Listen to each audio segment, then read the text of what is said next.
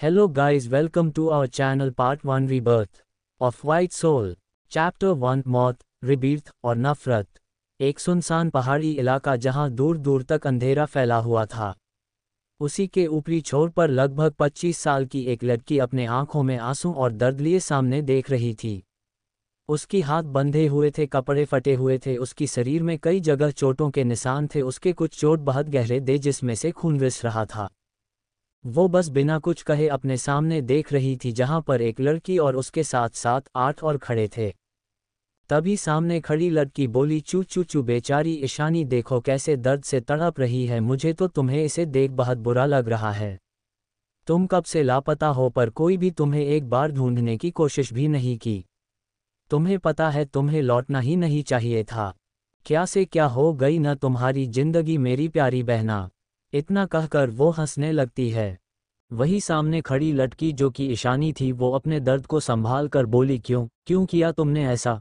सब कुछ तो था तुम्हारे पास, मेरी फैमिली, मेरे भाई, सब तो पहले से ही तुम्हारे हैं, फिर क्यों?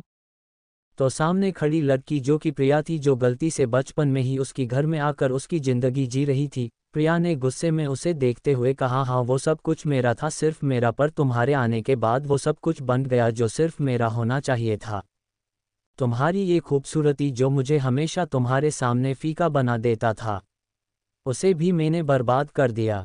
उसने एक डिजिस्टिंग स्माइल के साथ कहा, पूरी दुनिया के सामने सिर्फ मैं ही मेहरा फैमिली की शहजादी थी, पर तुम्हारे आने के बाद तुम्हें हर दिन अपने सामने देखकर मुझे एहसास होता था कि मैं इस फैमिली की असली प्रिंसेस नहीं हूँ। पर देखो, आज तुम इस दुनिया से हमेशा के लिए जाने वाली हो। वो जगह, वो प्रॉपर्टी, अब सब कुछ मेरा है। तुम्हें पता है ना, सारे भाई मुझसे कितने प्यार करते हैं, इसलिए उन्होंने मुझे तुम्हारे नाम पर जो शेयर था मुझे मेरे वेडिंग गिफ्ट के तौर पर दे दिया। ये कहकर वो किसी पागल की तरह जोर जोर से हंसने लगी।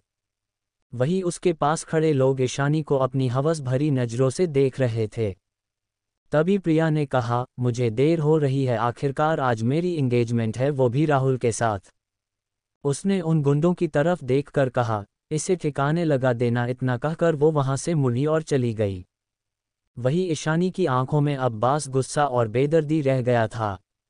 तभी वो गुंडे उसके पास आकर बोले, यार मरना तो इसे है ही, तो क्यों न मारने से पहले इस रसमलाई को थोड़ा चख लिया जाए। वैसे भी अगर ये ऐसे ही मर गई तो इसकी जवानी वेस्ट हो जाएगी ना। इतना कहकर वो आदमी हंसने लगा। उसकी बात सुनकर उसकी बाकी साथी भी हंसने लगे। उनमें से एक ने ईशानी को पकड़ लिया। अब ईशानी को अपनी किस्मत पर गुस्सा आ रहा था। छोड़ दो मुझे प्लीज़, मुझे जाने दो। ये कहते हुए ईशानी उन लोगों के साथ गिड़गिड़ाने लगी, पर उन लोगों का उसे छोड़ने का कोई इरादा नहीं था। ईशानी को आंखों से दर्द और बेबसी से आंसू बह रहे थे। उसकी हाथ बंधी हुई थी, वो उन्हें दूर नहीं कर पा रही थी। उसने जोर से उस गुंडे की हाथ को काट लिया जिसने उसका हाथ पकड़ा था, और आगे भागने लगी। उसे मरना मंजूर है, पर वो किसी को अपनी इज्जत के साथ किसी को खिलवाड़ नहीं करने देगी। वही उन गुंडों ने जब उसे इस तरह से भागते हुए देखा तो उसके पीछे उसे पकड़ने के लिए भागने लगे। एक गुंडे ने उसकी पैर पर गोली चला दी। ईशानी दर्द से तड़प उठी, पर वो खुद को घसीटते हुए आगे बढ़ रही थी। वो कभी इन दरिंदों को खुद को नहीं सौंपने वाली थी। उसकी पूरे शरीर में चोट थे। एक हफ्ते से बिना खाना खाए उसका शरीर और भी कमजोर हो गया था। वो जैसे तैसे करके अंत तक पहुंची और वहां से पीछे देखते हुए छलांग लगा दी। उसकी आंखों में इस वक्त कोई इमोशन नहीं थे, जो आंखें हमेशा दर्द में भी खुश रहने का दिखावा कर लेती थी। जिन आंखों में किसी को भी मासूमियत महसूस हो जाए, आज उस आंखों में बस खालीपन था। जैसे वो नीचे गिरी, उसकी आसपास की जमीन उसकी खून से रंग गई। वो बस एक तक ऊपर आकाश की तरफ देखकर सोच रही थी, क्यों महादेव, मेरे साथ ऐसा क्यों हुआ? क्या गलती थी मेरी? क्या अपनी फैमिली के पास रहना और उनकी दिल में थोड़ी सी जगह पाने की कोशिश करना मेरी गलती थी, या उन्हें अपनाने की कोशिश करना मेरी गलती थी? तभी बारिश शुरू हो गई। आज शायद आसमान भी उसकी दर्द को देख रो रहा था। बारिश का पानी उसकी शरीर को भिगो रही थी। उसका खून पानी में मिलाकर बह रहा था। उसकी आंखें धीरे धीरे बंद हो गई। एक हॉस्पिटल के कमरे में बेड पर एक लड़की लेटी हुई थी। उसके शरीर पर बहुत सारे चोट के निशान थे। तभी उस लड़की की आंखें धीरे धीरे खुलने लगी। आंखें खोलते ही उसकी आंखों में तेज रोशनी पड़ी, जिस वजह से उसकी आंखें फिर से बंद हो गई। थोड़ी देर बाद उस लड़की ने धीरे धीरे अपनी आंखें खोला और चारों तरफ देखने लगी। उसे थोड़ी देर लगा ये समझने के लिए कि वो इस वक्त कहाँ है। जब वो समझ गई कि ये एक हॉस्पिटल है तो वो चारों ओर देखने लगी। उसे समझ नहीं आ रहा था कि वो हॉस्पिटल कैसे आए। वो तो पहाड़ी से कूद गई थी, उसे यहाँ कौन लाया? क्या किसी ने उसे बचा लिया है और उसे हॉस्पिटल में छोड़ दिया है? यही सवाल इस वक्त उसके दिमाग में चल रही थी। वो धीरे धीरे उठी और वॉशरूम में चली गई। जब उसने वॉशरूम के मिरर में अपने शरीर को देखा तो वो हैरान हो गई। वो मन ही मन सोचने लगी, मेरा चेहरा तो प्रिया की केमिकल क्रीम की वजह से एलर्जी से थोड़ा खराब हो गया था ना। पर उसकी चेहरा तो इस वक्त बिल्कुल ठीक थी। स्नो वाइट डे से सफ़ेद बेदाग चेहरा, ग्रे आंखें जो बहुत सुंदर थी, पिंक होठों के नीचे एक तिल जो उसकी खूबसूरती पर चार चांद लगा रहा था, उसकी काले घने बाल कमर तक थे। कुल मिलाकर वो किसी परी जैसी लग रही थी। कोई भी उसे देखता तो बस देखती रह जाए। उसे समझ नहीं आ रहा था क्या ये सपना है या हकीकत। वो थोड़ी देर में अपने कन्फ्यूज़न के साथ बाहर आ गई और जाकर बेड पर बैठ गईं। तभी एक नर्स अंदर आए और बोली, आपकी मेडिसिन का टाइम हो गया है। ईशानी ने उस ओर देखा तो सामने एक नर्स थी जो उसे मेडिसिन लेने को बोल रही थी। उसे थोड़ा डाउट हुआ, ये सिचुएशन उसे कुछ फैमिलियर लग रही थी। इसलिए उसने उस नर्स से पूछा, आज की डेट क्या है? उस नर्स ने पहले तो उसे कन्फ्यूज़न से देखा, फिर बोली 7 अक्टूबर। उसकी बात सुनकर ईशानी ने फिर से सवाल पूछा, कौन सा साल? अब तो उस नर्स को और भी ज़्यादा अजीब लग रहा था। फिर वो खुद को नॉर्मल रखते हुए बोली, 2017। फिर वो नर्स ईशानी को मेडिसिन देकर वहाँ से बाहर चली गई। वही ईशानी बस यही सोच रही कि क्या वो 7 साल पीछे आ गई है, क्या उसका रिबर्थ हुआ डे से कहानियों में होता है। ये विश्वास करना थोड़ा मुश्किल था, फिर भी ये सच था कि उसकी रिबीट हुआ है, वो भी 7 साल पहले, मतलब वो अब सिर्फ 18 साल की है। तभी उसे याद आता है कि ये वही डेट है आज से 5 दिन पहले जब स्कूल में प्रिया की दोस्त नीतू सीढ़ियों से गिर गई थी और हॉस्पिटलाइज्ड थी। उसके इस एक्सीडेंट के लिए प्रिया और नीतू ने उसे ही दोषी ठहराया था। उसने सबसे बोला कि उसने कुछ नहीं किया, फिर भी फैमिली में किसी ने भी उसकी बात नहीं सुनी। सब ने उसे दोषी करार दिया, उसकी माता पिता भाई किसी ने उसका साथ नहीं दिया, सब ने अपनी प्रिंसेस प्रिया की बात को ही सही माना। फिर नीतू की वजह से उसे पुलिस ने अरेस्ट कर लिया था, जहां 3 दिन तक उसे भूखा रखकर मारा गया था। उसने जितना भी बोलने की कोशिश की पर किसी ने उसकी बात नहीं सुनी। ये सब भी प्रिया और नीतू के कहने पर ही हुआ था। जब वो 3 दिन बाद अधमरा होकर बेहोश हो गई तो उन लोगों ने उसे हॉस्पिटल में छोड़ दिया। फिर उसके फैमिली से कोई भी उसे मिलने नहीं आया, सिर्फ दादा दादी को छोड़कर। क्यों, वो दोनों ही थे फैमिली में जो ईशानी से प्यार करते थे। ये सब सोचते हुए उसका दिल कड़वाहट से भर गया और वो अपने अतीत के बारे में सोचने लगी। वो मेहरा फैमिली की इकलौती बेटी, उसकी जन्म के वक्त बच्चे बदल गए थे। जिन पेरेंट्स ने उसे लिया था जब वो 1 साल की थी तो वो एक एक्सीडेंट में मर गए थे। उसके बाद आसपास की लोगों ने उसे अनाथ आश्रम में छोड़ दिया। तब से वो अनाथ आश्रम में जीने लगी। पर जब वो 16 साल की हुई तब उसे ढूंढते हुए उसके दादा और दादी उसके पास आए थे, क्योंकि एक एक्सीडेंट के वक्त प्रिया को ब्लड की ज़रूरत थी पर उसकी ब्लड अपने मॉम डैड से मैच नहीं हुआ। तो उन्हें थोड़ा डाउट हुआ था, क्योंकि प्रिया उनकी फैमिली में किसी की तरह भी नहीं दिखती थी। इसलिए उन्होंने डीएनए टेस्ट करवाया, तब उन्हें पता चला कि प्रिया उनकी असली बेटी नहीं है। दादाजी और दादी माँ बहुत ढूंढने के बाद उन्हें ईशानी के बारे में पता चला और वो उसे घर ले आए। ईशानी भी अपनी फैमिली के पास आने की बात सुनकर खुश थी। पर जब वो घर आई तो किसी ने भी उसे बात करना तो दूर, एक नज़र प्यार से देखा तक नहीं। वही उसकी भाइयों ने तो कह दिया कि वो अपनी बहन प्रिया की जगह किसी को नहीं देंगे, चाहे वो उनके बीच खून का रिश्ता ही क्यों ना हो। पर ईशानी ने कुछ नहीं कहा। उसे बहुत बुरा तो लगा, पर उसे समझ आ रहा था कि 16 साल तक जो रिश्ता उनकी प्रिया के साथ था वो बहुत मजबूत है।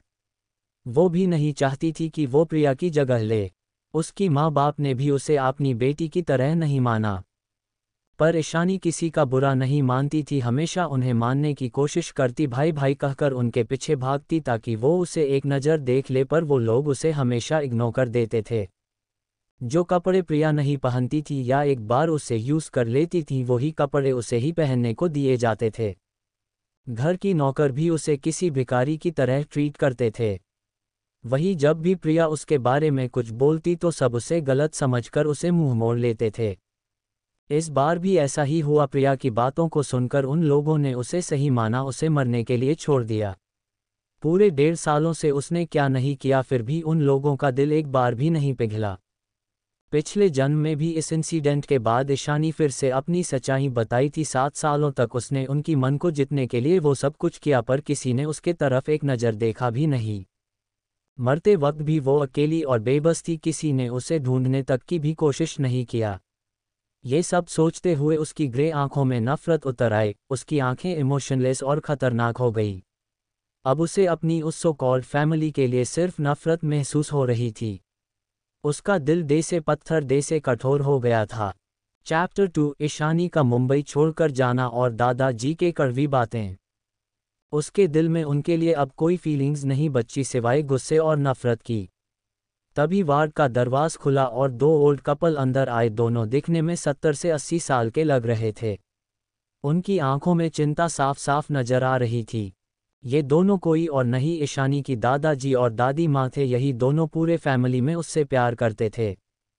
दादाजी रविकांत मेहरा, उम्र 75 ईयर्स, इन्होंने ही मेहरा कॉरपोरेशन की नींव रखी थी। दादी माँ प्रभा मेहरा, उम्र 72 ईयर्स। इन दोनों को छोड़कर बाकी कोई भी कभी उसकी फिक्र नहीं करता था।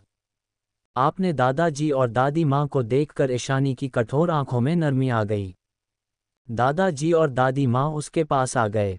कैसी हो मेरी बच्ची? ईशानी को देखकर प्रभा जी की आंखों में आंसू आ गए थे। ईशानी छोटी सी स्माइल करके बोली, ठीक हूँ दादी माँ, आप रोइए मत। दादाजी ईशानी के पास आकर उसके सिर पर हाथ फेरकर बोले, मुझे माफ़ कर देना बेटा, मैं आपके लिए कुछ नहीं कर पाए। दादाजी के दिल में उनकी पोती की ऐसी हालत देखकर दर्द हो रहा था। वो तो उसे यहाँ खुशियाँ देने लाए थे, पर उनकी प्यारी बच्ची को किसी का प्यार नहीं मिला। ये सब हमारी गलती है, हम तुम्हारे लिए कुछ भी नहीं कर पाए, इसलिए तुम दर्द में हो मेरी बच्ची, दादी माँ ने रोते हुए कहा। आप ज़्यादा मत सोचिए दादी माँ, आपकी तबीयत खराब है, इसे और मत बिगड़ी। ईशानी उनकी हाथ को प्यार से सहलाते हुए बोली, डॉक्टर ने डिस्चार्ज दे दिया है बच्चा, कल हम तुम्हें घर ले जाएंगे। दादाजी उसकी सिर को सहलाने हुए बोले। घर का नाम सुनकर ईशानी की आंखों में फिर से अपनी अतीत घूमने लगा तो उसकी आंखों में नफरत उतर आया, पर वो अपने आप को संभाल लिया और उन दोनों को देखते हुए बोली, दादाजी दादी माँ, क्या आप मेरी बातें मानेंगे प्लीज़? ईशानी ने रिक्वेस्टिंग टोन में बोला। तो दादाजी बोले, हाँ बच्ची बोलो, तुम जो भी चाहते हो, हम पूरी कोशिश करेंगे तुम्हारी उस इच्छा को पूरा करने की। मुझे दिल्ली जाना है, मैं वहीं हॉस्टल में रहकर पढ़ाई करना चाहती हूँ, प्लीज़ आप मुझे रोकना मत। उसने उम्मीद भरी आंखों से उन दोनों की तरफ देखकर कहा। दादाजी और दादी माँ को रोना आ गया, दोनों ही उसे अपने से दूर नहीं करना चाहते थे, पर वो जानते थे अगर वो यहाँ रुकी तो उसे हर दिन दर्द और बेइज्जती सहना होगा। ठीक है, तुम कब जाना चाहते हो? दादी माँ ने रुंधे हुए गले के साथ पूछा। कल मैं डिस्चार्ज होने के बाद यहाँ से चली जाऊंगी, प्लीज़ दादाजी आप बस मेरे स्कूल के ट्रांसफ़र पेपर रेडी करवा दीजिए, ईशानी ने शांत भाव से कहा। दादाजी कुछ कहना चाहते थे, उसे रोकना चाहते थे, पर वो मजबूर थे। वो नहीं चाहते थे उनकी पोती यहाँ रहकर और बर्दाश्त करे। ठीक है, मैं आज तुम्हारी सारा सामान पैक करवा दूंगा, दादाजी ने प्यार से उनकी हाथ को पकड़ते हुए कहा। तो इस पर ईशानी बोली, नहीं दादाजी, मुझे कुछ भी सामान नहीं चाहिए, आप बस मेरा बैग जो मैं अनाथ आश्रम से आते वक्त लेकर आई थी और मेरे डॉक्यूमेंट्स ले आना। उसकी बात सुनकर दादाजी समझ गए कि ईशानी उस घर से कुछ भी नहीं लेना चाहती है। उनकी दिल में एक टीस सी उठी। थोड़ी देर बाद वो दोनों घर चले गए। उनके जाने के बाद ईशानी अपनी सुनी आंखों से सेलिंग को घूरने लगी। उसकी आंखें ऐसे लग रही थी जैसे उनमें सिर्फ अंधेरा हो जिसने कोई भी झांक ना सके। सुबह के करीब 10 बजे दादाजी और दादी माँ ईशानी को हॉस्पिटल से डिस्चार्ज करके उसकी ट्रांसफ़र पेपर भी ले आए थे। थोड़ी देर बाद ईशानी कार में बैठकर मुंबई एयरपोर्ट के लिए निकल गई। आज उसकी इस मुंबई, वही उसकी जाने के बाद दादाजी और दादी माँ मन मारकर घर के लिए निकल गए। आधे घंटे बाद वो मेहरा मैंशन में पहुंच गए जो बहुत खूबसूरत था। जैसे ही वो हॉल में आए तो उनकी नज़र लिविंग हॉल में पड़ी जहां उनका पूरा फैमिली खुद की छोटी सी बच्ची को दर्द देकर यहां सुकून से बैठे थे। दादाजी के आंखों में गुस्सा दिखाई दे रहा था पर वो बिना कुछ बोले अपने रूम की तरफ जाने लगे। तभी एक आवाज़ आई, रुकिए पापा, आप तो हॉस्पिटल गए थे ना, आज उस लड़की को डिस्चार्ज मिलने वाला था तो कहाँ है वो। दादाजी और दादी माँ ने पीछे मुड़कर देखा तो ये उनका बेटा था। Family introduction. सुकेत मेहरा, उम्र 53 वर्ष, मेहरा कॉर्पोरेशन के सीईओ। आरती मेहरा, उम्र 50 वर्ष पर वो बहुत कम एज की लग रही थी। उनका सबसे बड़ा बेटा समीर मेहरा, उम्र 26 वर्ष, दिखने में हैंडसम और मेहरा कॉर्पोरेशन की एमडी। दर्शित मेहरा, यह एक सिंगर है, उम्र 23 वर्ष, बहुत ज़्यादा हैंडसम, लाखों में फैंस हैं इनके। रेहान मेहरा और अयान मेहरा, ये दोनों ट्विंस है, उम्र 19 वर्ष, ये दोनों अभी कॉलेज में है। ये दोनों भी दिखने में अपने भाइयों की तरह हैंडसम है, पर दोनों ट्विंस होने बावजूद भी एक दूसरे से बिल्कुल अलग दिखते हैं। प्रिया मेहरा, जो हॉस्पिटल में बदल गई थी, उम्र 18 वर्ष, दिखने में अच्छी है, परेशानी के आगे कुछ भी नहीं, इसलिए हमेशा उससे जलती रहती है। अब चलते हैं कहानी पर। उनकी बात सुनकर दादाजी ने गुस्से से उन्हें घूरकर देखा और बोले, तुम्हें मेरी पोती की चिंता करने की कोई ज़रूरत नहीं, वो जहाँ भी है ठीक है। और हाँ, आइंदा से मेरी पोती की नाम अपने जुबान में मात लेना। तुम लोग माँ बाप के नाम पर कलंक हो जो अपनी बच्ची को दर्द देकर किसी पराई बच्ची के ऊपर प्यार लुटाते हो। उनकी बात सुनकर आरती जी, जो सोफे पर बैठी थी, उठकर बोली, पापा जी आप ये कैसी बातें कर रहे हैं, आप भूल रहे हैं कि प्रिया भी आपकी पोती है। उनकी बात सुनकर दादाजी गुस्से से बोले, मेरी सिर्फ एक ही पोती है और वो है ईशानी, मेरी कोई दूसरी पोती नहीं है। मैं तुम लोगों के जैसा बेवकूफ़ नहीं हूँ जो खुद के खून को छोड़कर किसी दूसरे के बच्चे, दूसरे की खून को अपना मान लूँ। तभी समीर बोला, दादाजी आप भूल गए हैं कि आपकी पोती ईशानी ने कुछ दिन पहले कैसे नीतू को सीढ़ियों से धक्का दिया था। दादाजी उसकी तरफ देखकर बोले, तुम अपना मुंह बंद रखो, तुम उसके भाई होकर भी किसी और का साथ दिया। मेरी बच्ची हमेशा सिर्फ प्यार के लिए तरसती रही, पर तुम में से किसी ने इन सालों में उसे प्यार से बात तक नहीं किया। तुम दे से माँ बाप भाई होने से अच्छा तो वो अनाथ बनकर अपनी पूरी जिंदगी बिता दे। एटलीस्ट उसे किसी की ताने तो नहीं सुनने पड़ेंगे, रोज रोज बेइज्जत तो नहीं होना पड़ेगा, किसी के आगे प्यार की भीख तो नहीं मांगनी पड़ेगी। तुम लोगों तो उसे मरने के लिए छोड़ दिया, खुद की गलती से मेरी बच्ची को दर दर ठोकर खाने के लिए छोड़कर किसी और के बच्चे को उठाकर इस परिवार की प्रिंसेस की जगह दे दिया जो कभी उसका था ही नहीं। जब वो लौटकर आई तो मुझे लगा अब तो कम से कम मेरी पोती को दुख नहीं सहना पड़ेगा, पर तुम सबने उसे दर्द और दुख के सिवा कुछ नहीं दिया। तुम उसके अपने होकर भी उसके साथ किसी पराई की तरह बर्ताव करते थे। अपनी इस गलती से उठाई बेटी और दूसरों की बातें सुनकर तुम लोगों ने उन पर भरोसा किया, पर मेरी बच्ची कहती रही कि उसकी कोई गलती नहीं है, फिर भी तुम लोगों ने उसकी एक बात नहीं सुनी। अपने दादाजी की इतनी कठोर बात सुनकर सबको अब थोड़ा बुरा महसूस हो रहा था।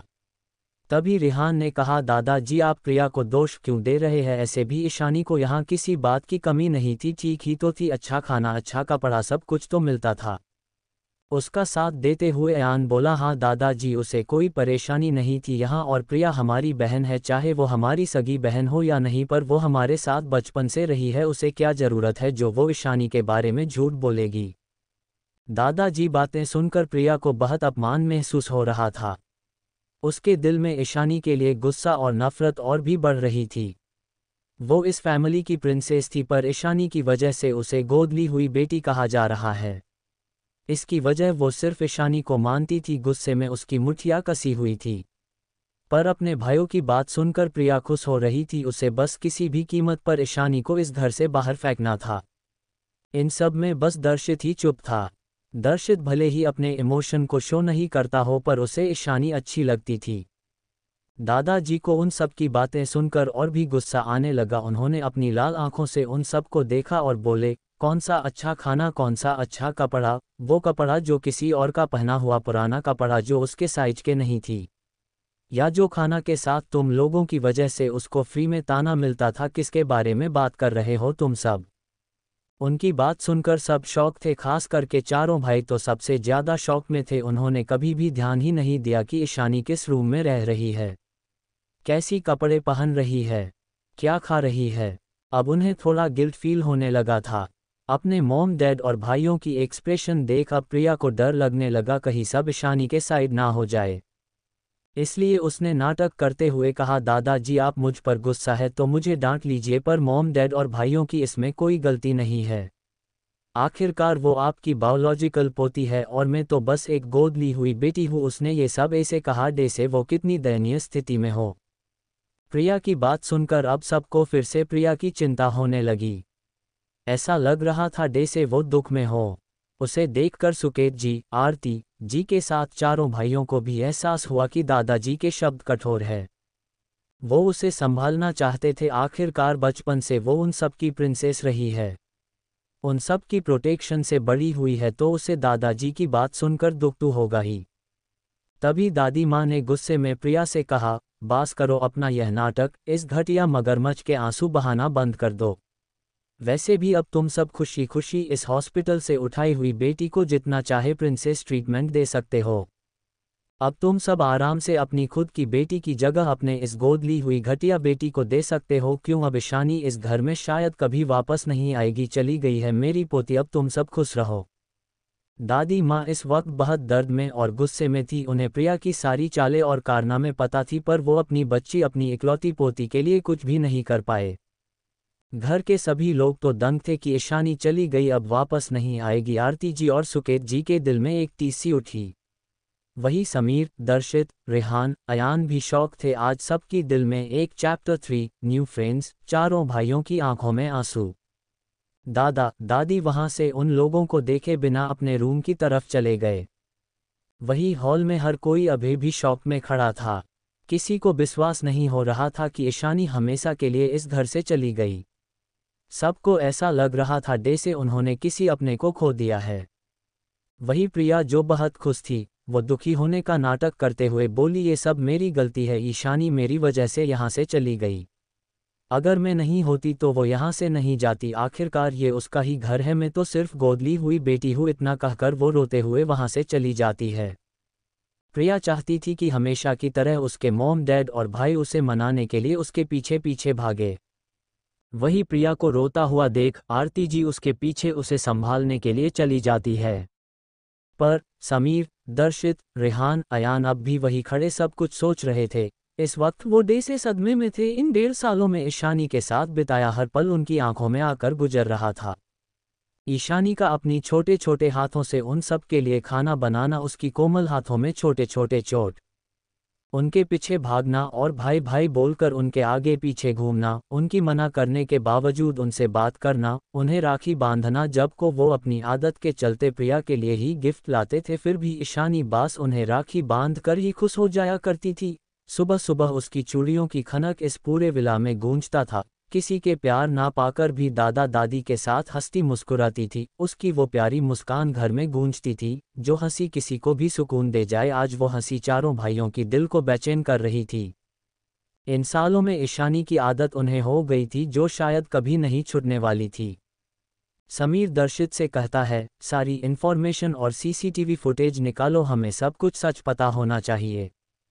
दर्शित भी हाँ में अपना सिर हिलाकर वहां से चला जाता है। रेहान और आहान भी सोचते हुए वहां से चले जाते हैं। वही दूसरी तरफ दिल्ली में ईशानी अपनी हॉस्टल रूम में बैठकर अपनी लैपटॉप निकालकर कुछ कर रही थी। उसकी आंखें इतनी कोल्ड थी मानो कोई अंधेरा, जहां कोई भी अपना रास्ता भूल जाए। तभी रूम में 4 लड़का एंटर करती है। जब उन चारों की नज़र ईशानी पर पड़ती है तो वो उसके पास चले जाते हैं। वही ईशानी अभी भी शांति से अपना काम कर रही थी। उसके सामने एक वेब पेज ओपन था। जैसे ही ईशानी को महसूस होता है कि कोई उसके करीब आ रहा तो वो अपना लैपटॉप बंद कर देती है। जब ईशानी अपनी चेयर से उठकर पीछे मुड़ती है तो देखती है कि उसके सामने 4 लड़कियां खड़ी है, जो उसे ही एक तक देख रहे हैं। तभी उनमें से एक लड़की ईशानी के पास आकर स्माइल करके कहती है, क्या तुम ही हमारी न्यू रूममेट हो? ईशानी बस हाँ में सिर हिला देती है। तो उसके सामने खड़ी लड़की उसकी तरफ अपना हाथ बढ़ा के कहती है, हाय, मैं नंदिनी सहाय, वार्डन ने हमें कल ही बता दिया था कि तुम आने वाली हो। ईशानी भी स्माइल करते हुए उससे हाथ मिला लेती है और कहती है, हाय आई एम ईशानी। तभी पास खड़ी लड़की आगे आते हुए अपना मुंह फूलते हुए कहती है, मुझसे भी हाथ मिलाओ क्यूटी। उसको ऐसे मुंह फूलता देख ईशानी भी स्माइल करके उससे हाथ मिला लेती है और कहती है, मैं रितिका हूँ, मैं भी इसी रूम में रहती हूँ। फिर वो खुश होकर कहती, क्यूटी, तुम बिल्कुल किसी डॉल की तरह सुंदर दिखती हो। वहीं पास खड़े तीनों उसकी ऐसी बातें सुनकर हंसने लगते हैं और उनमें से एक लड़की कहती है, ये कैसा कंपैरिजन हुआ भला कि डॉल की तरह सुंदर हो। वही बाकी सब भी हंसने लगते हैं। ईशानी के फेस पर भी एक छोटी सी स्माइल आ जाती है। तभी एक और लड़की जो साइड में खड़ी हंस रही थी, उनके पास आकर ईशानी को देखते हुए कहती है, हाय आई एम काव्या। ईशानी भी स्माइल करके उससे हाथ मिला लेती है। और मैं हूँ अनुजा। पीछे खड़ी लड़की स्माइल करके कहती है, तो ईशानी भी हाय बोलकर स्माइल करती है। ईशानी बहुत चुपचाप थी, इसलिए वो चारों उससे बताते हैं कि अनुजा और काव्या दूसरे रूम में रहती है और नंदिनी और रितिका इसी रूम में रहती है। तभी रितिका एक्साइटेड होकर कहती है, क्यूटी, मैं तुम्हें पूरे हॉस्टल कल घुमाऊंगी और जो भी तुम स्कूल के बारे में जानना चाहते वो सब तुम मुझसे पूछ सकती हो। फिर कुछ सोचकर कहती है, देखना स्कूल में सब लड़के तुम्हारे दीवाने हो जाएंगे और तुम्हें मेरे साथ देखकर तो सब जल भुनकर राख हो जाएंगे। इतनी क्यूट लड़की जो मेरे साथ है, कहकर वो ऐसे एक्टिंग करती है जैसे वो इमेजिन कर रही हो कि वो सबसे सुपीरियर हो और ईशानी को उसके साथ देख सब उसे जलन से देख रहे हैं। उसकी बात सुनकर और उसकी रिएक्शन देखकर सबको हंसी आ गई। तू लड़की है, कोई लड़का नहीं जो सब तुझे ईशानी के साथ देखकर जलने लगेंगे, काव्या ने उसे चिढ़ाते हुए बोला। तो काव्या की बात सुनकर सब हंसने लगे। इस थोड़ी देर बात करने के बाद ईशानी भी उन लोगों के साथ घुल मिल गई थी क्योंकि उसे ये चार लड़कियां बहुत प्यारी लगी। वही वो चारों लड़कियां भी धारा से फैमिलियर हो गए थे। उन्हें पता चल गया था कि धारा दिल की बहुत अच्छी है, पर उसकी और काफ़ी पावरफुल है। वो ज़्यादा बातें भी नहीं करती थी। रात के 10 बजे मेहरा मैंशन में सब डिनर करके अपने रूम में चले गए थे। दादाजी और दादी माँ अपने रूम में ही थोड़ा सा डिनर कर लिया था। आज पूरा घर खाली खाली सा लग रहा था। किसी के फेस पर खुशी नहीं थी, ना ही दादा दादी के खुशी से चहकते हुए ईशानी थी, ना ही डाइनिंग टेबल पर अपने मॉम, डैड और भाई को आप ये डिश लीजिए वो लीजिए कहने वाली ईशानी। वही प्रिया तो अपने रूम में जाकर गुस्से में आग बबूला होकर मन ही मन में बोल रही थी, इस घर से चली गई फिर भी सब उसे याद कर रहे हैं। बस कुछ दिन में सब फिर से ईशानी को भूल जाएंगे, तक मुझे इंतजार करना होगा। उसके बाद मैं फिर से अपने मॉम, डैड और भाइयों की इकलौती प्रिंसेस बन जाऊंगी। वहीं दूसरी तरफ समीर, दर्शित ऊपर की तरफ जा रहे थे जब उनकी नज़र ईशानी की रूम पर गई। ना चाहते हुए भी उन दोनों की कदम उस रूम की तरफ चली गई। इस रूम में वो लोग कभी नहीं आए थे। अंदर से रूम छोटा था, बस एक बेड था और साइड में छोटा सा कपबोर्ड था। बाकी उस रूम में ऐसा कुछ नहीं था जिसे देखकर किसी को लगे कि ये रूम इस परिवार की बेटी का है। इस रूम को देखकर समीर और दर्शित दोनों गिल्ट से भर गए। दोनों की दिल में दर्द होने लगा था। उन्होंने कभी ध्यान क्यों नहीं दिया कि ईशानी जिस रूम में रह रही है वो किसी सर्वेंट रूम जैसा दिख रहा है। दोनों एक दूसरे को देख रहे थे, दोनों के मन में गिल्ट और पछतावा था। वही रेहान और अयान जो बाहर थे, रूम को खुला देखकर वो रूम के अंदर आ गए, पर रूम के अंदर आकर तो उन दोनों को ही शौक लगा। ये रूम तो कितना छोटा है, इस रूम में ईशानी रहती थी। दोनों समीर और दर्शित को देखने लगे क्योंकि उन लोगों को पता नहीं था कि ईशानी को ऐसा रूम दिया गया होगा। तभी अयान उस रूम को देखते हुए बोला, भाई क्या इस रूम में ईशानी सालों से रहती थी? ये रूम तो बहुत छोटा है, हम सब के रूम की वॉशरूम भी इस रूम से बड़ा है। हम सब में से किसी ने कभी ध्यान ही नहीं दिया कि ईशानी ऐसी रूम में रह रही है। वो हमारी बहन थी, हमें उसे प्रिया की रूम जैसी अच्छी रूम देना चाहिए था, रेहान ने बोला। उन सब की आंखों में पछतावा था। अब उन्हें रियलाइज हो रहा था कि जब से ईशानी आई है तब उन लोगों ने कभी उस पर ध्यान ही नहीं दिया। फिर वो छोटी सी बच्ची अपने फैमिली, अपने भाइयों के प्यार पाने की हर मुमकिन कोशिश करती थी। तभी दर्शित ने उस कपबोर्ड को खोल दिया जहां कुछ कपड़े थे। ईशानी बस वही कपड़े ले गई थी जो वो अपने साथ लेकर आई थी और पहनती थी। बाकी सब कपड़े यही थे। तभी समीर आगे आते हुए बोला, ये सभी कपड़े तो प्रिया की है जो उसने यूज़ किया था।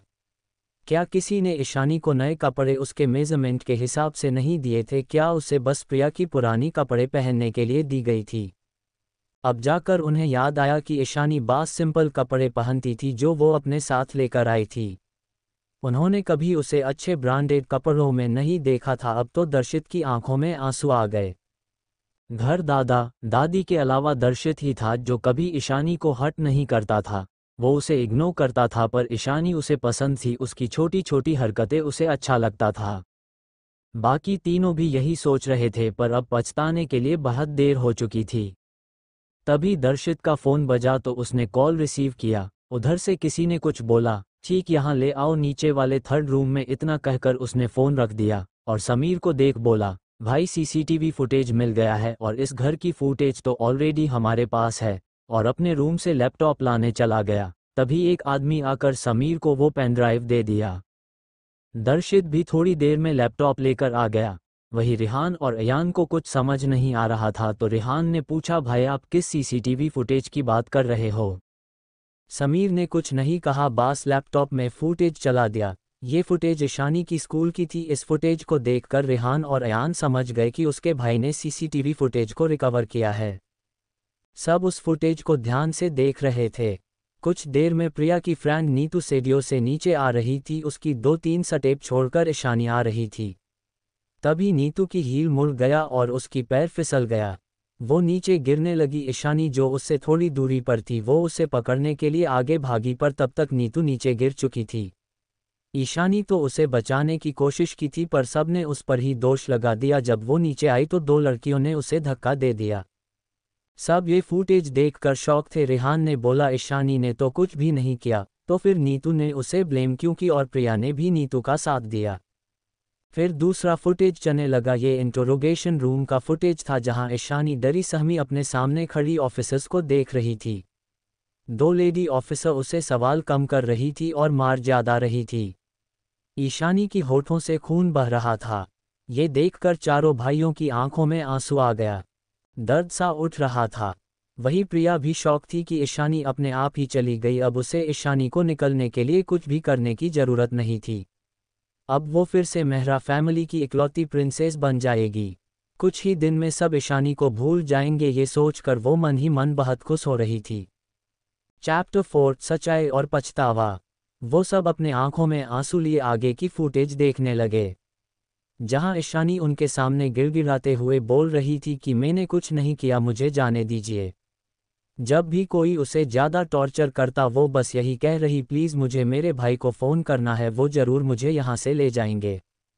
बार बार यही कह रही थी कि मेरे समीर भाई, दर्शित भाई जल्दी यहाँ आएंगे। जब भी उसे टॉर्चर किया जा रहा था वो बस यही कह रही थी, भाई प्लीज़ मुझे यहाँ से ले जाओ, मुझे यहाँ नहीं रहना। 3 दिनों तक वो भूखी प्यासी तड़पती रही। उसके शरीर में बहुत सारे जख्म थे, पूरे शरीर से खून बह रहा था। जब वो और बर्दाश्त नहीं कर पाई तो उन लोगों ने उसे उसी अधमरी हालत में हॉस्पिटल भेज दिया। ये सब देखकर दर्शित जो हमेशा शांत रहता था वो फफक कर रोने लगा। ये सब मेरी गलती, मुझे किसी की बातों पर विश्वास नहीं करना चाहिए था, मुझे अपनी बहन का साथ देना चाहिए था।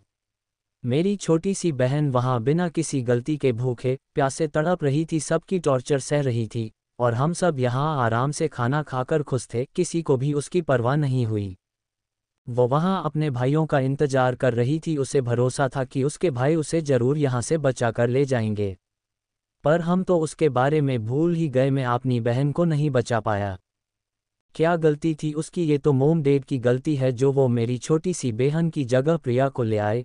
वो तो फैमिली होते हुए भी, चारों भाइयों की होते हुए भी किसी अनाथ की जिंदगी जी रही थी। बचपन से उसकी सारी खुशियां प्रिया को मिली, मेरी बहन की क्या गलती थी इसमें?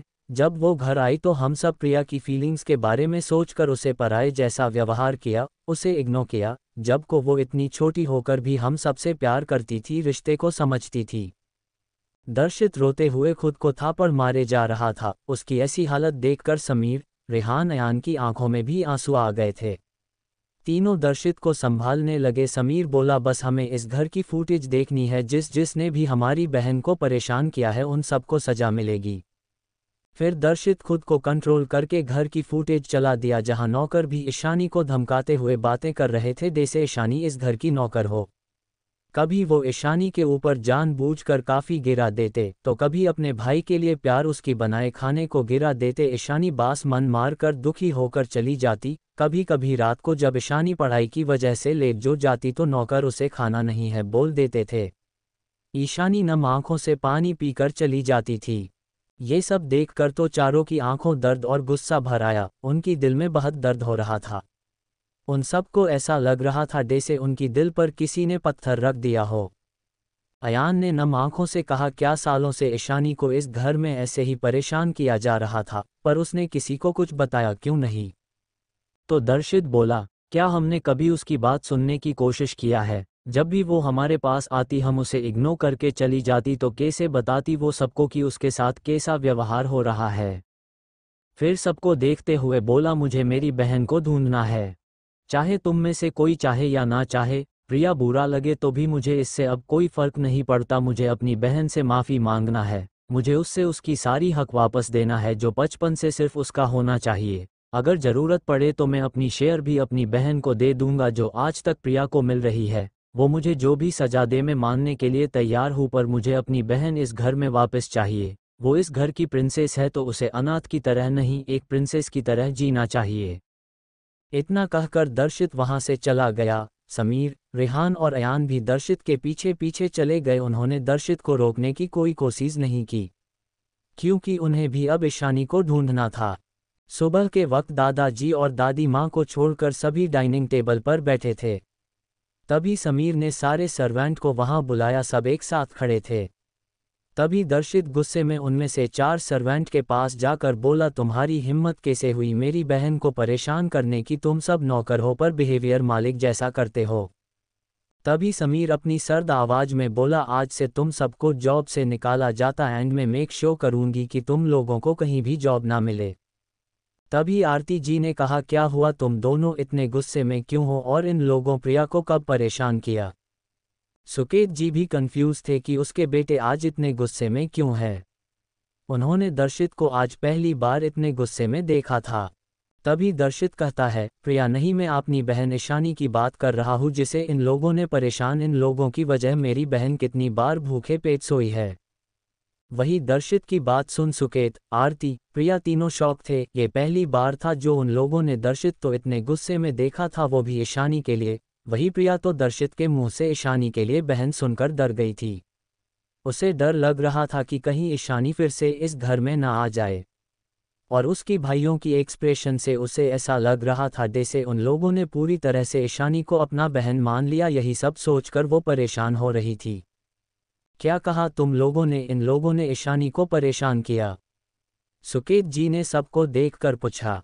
उनकी सवाल सुनकर रेहान ने सबको सब कुछ बता दिया कि कैसे इन लोगों ने मिलकर ईशानी को कितना परेशान किया था, कैसे उसे भूखा रहना पड़ा था। रेहान की बात सुनकर आरती जी को अपने दिल में एक कसक सा महसूस हुआ, उनकी आंखों में आंसू आ गए। सुकेत जी को भी खुद पर गुस्सा आ गया कि उन्होंने ईशानी को पूरी तरह से इग्नोर कर दिया था। आखिर करती तो वो उनकी खुद की बेटी। ईशानी के लिए सबको इमोशनल होता देख प्रिया तो अब और परेशान होने लगी। उसे तो पहले से ही पता था कि ये सब ईशानी को परेशान करते हैं, पर वो तो इस बात से खुश थी।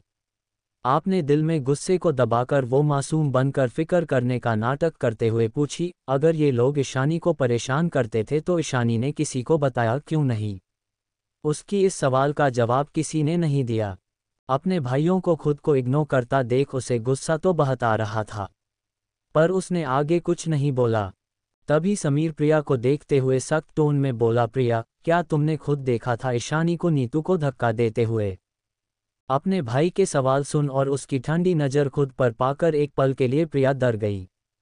पर उसे समझ आ गया था कि उसकी भाइयों को पता चल गया है कि ईशानी बेकसूर है। तो उसने मासूम बनते हुए कहा, नहीं भाई, मुझे नीतू ने ही कहा था कि ईशानी ने उसे धक्का दिया था।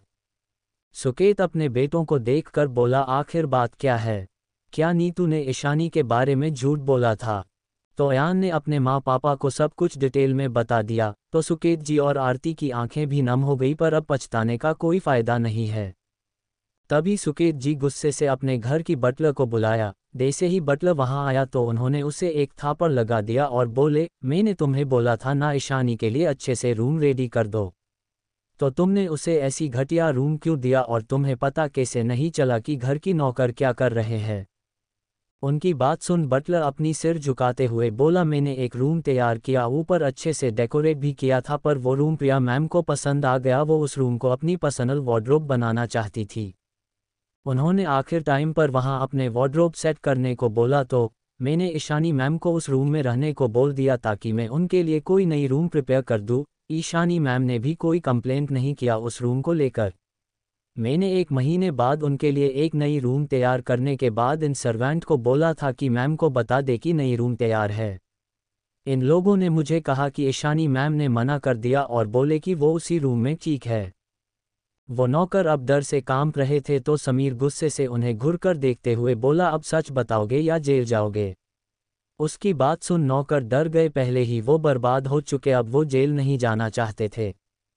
उनमें से एक ने आगे आकर कहा, सर ईशानी मैम के आने के बाद प्रिया मैम काफ़ी दुखी लग रहे थे।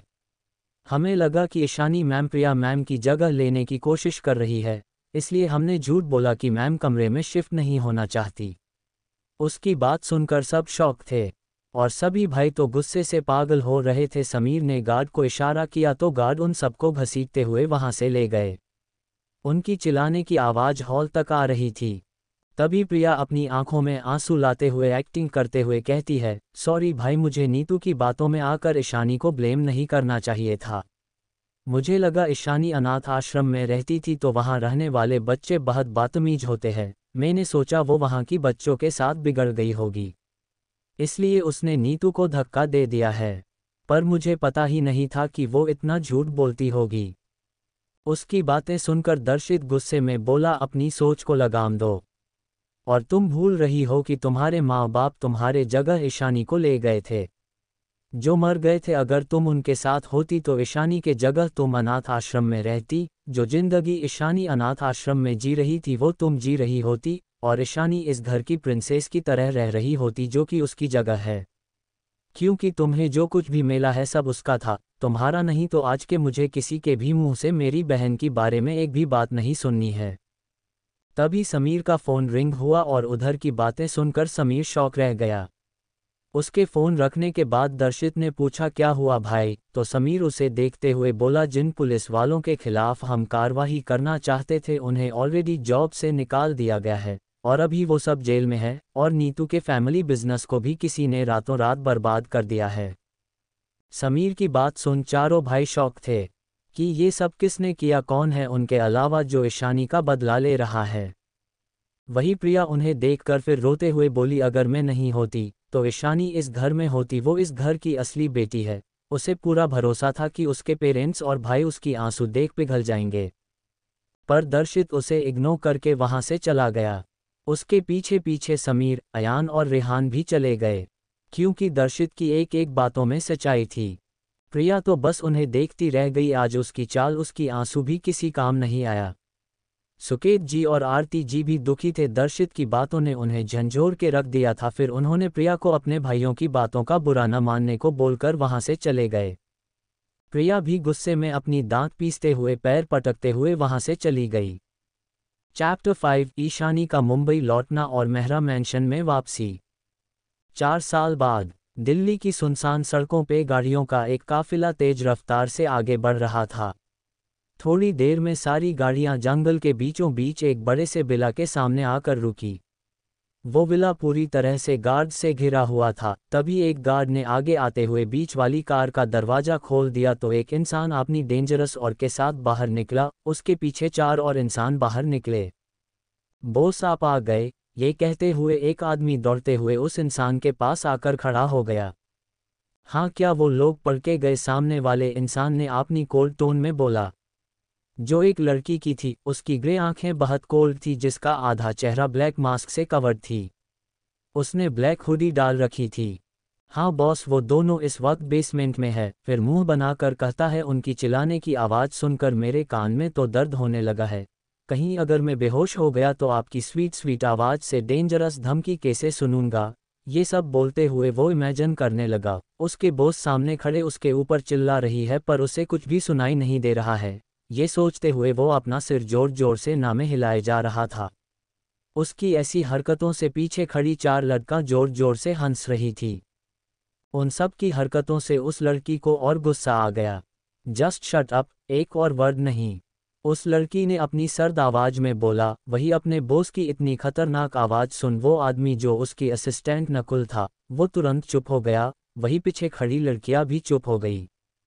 सब अंदर बेसमेंट में चले गए, जहां सामने दो आदमियों को बांध कर रखा गया था। उनके शरीर पर जगह जगह चोट के निशान थे। वो लड़की सामने सोफे पर किसी क्वीन की तरह बैठ गई और अपनी खतरनाक आवाज में सामने दोनों आदमियों को देखकर बोली, किसने भेजा था तुम्हें? उसकी सवाल सुन वो दोनों हंसते हुए बोले, तुम्हें क्यों लगता है कि हम तुम्हें बता देंगे? चाहो तो हमें मार दो, फिर भी तुम्हें कोई फायदा नहीं होगा। तभी सामने बैठे लड़की हंसते हुए बोली, क्वीन के टेरिटरी में आने के बाद आज तक किसी को आसान मौत कभी नसीब नहीं हुआ।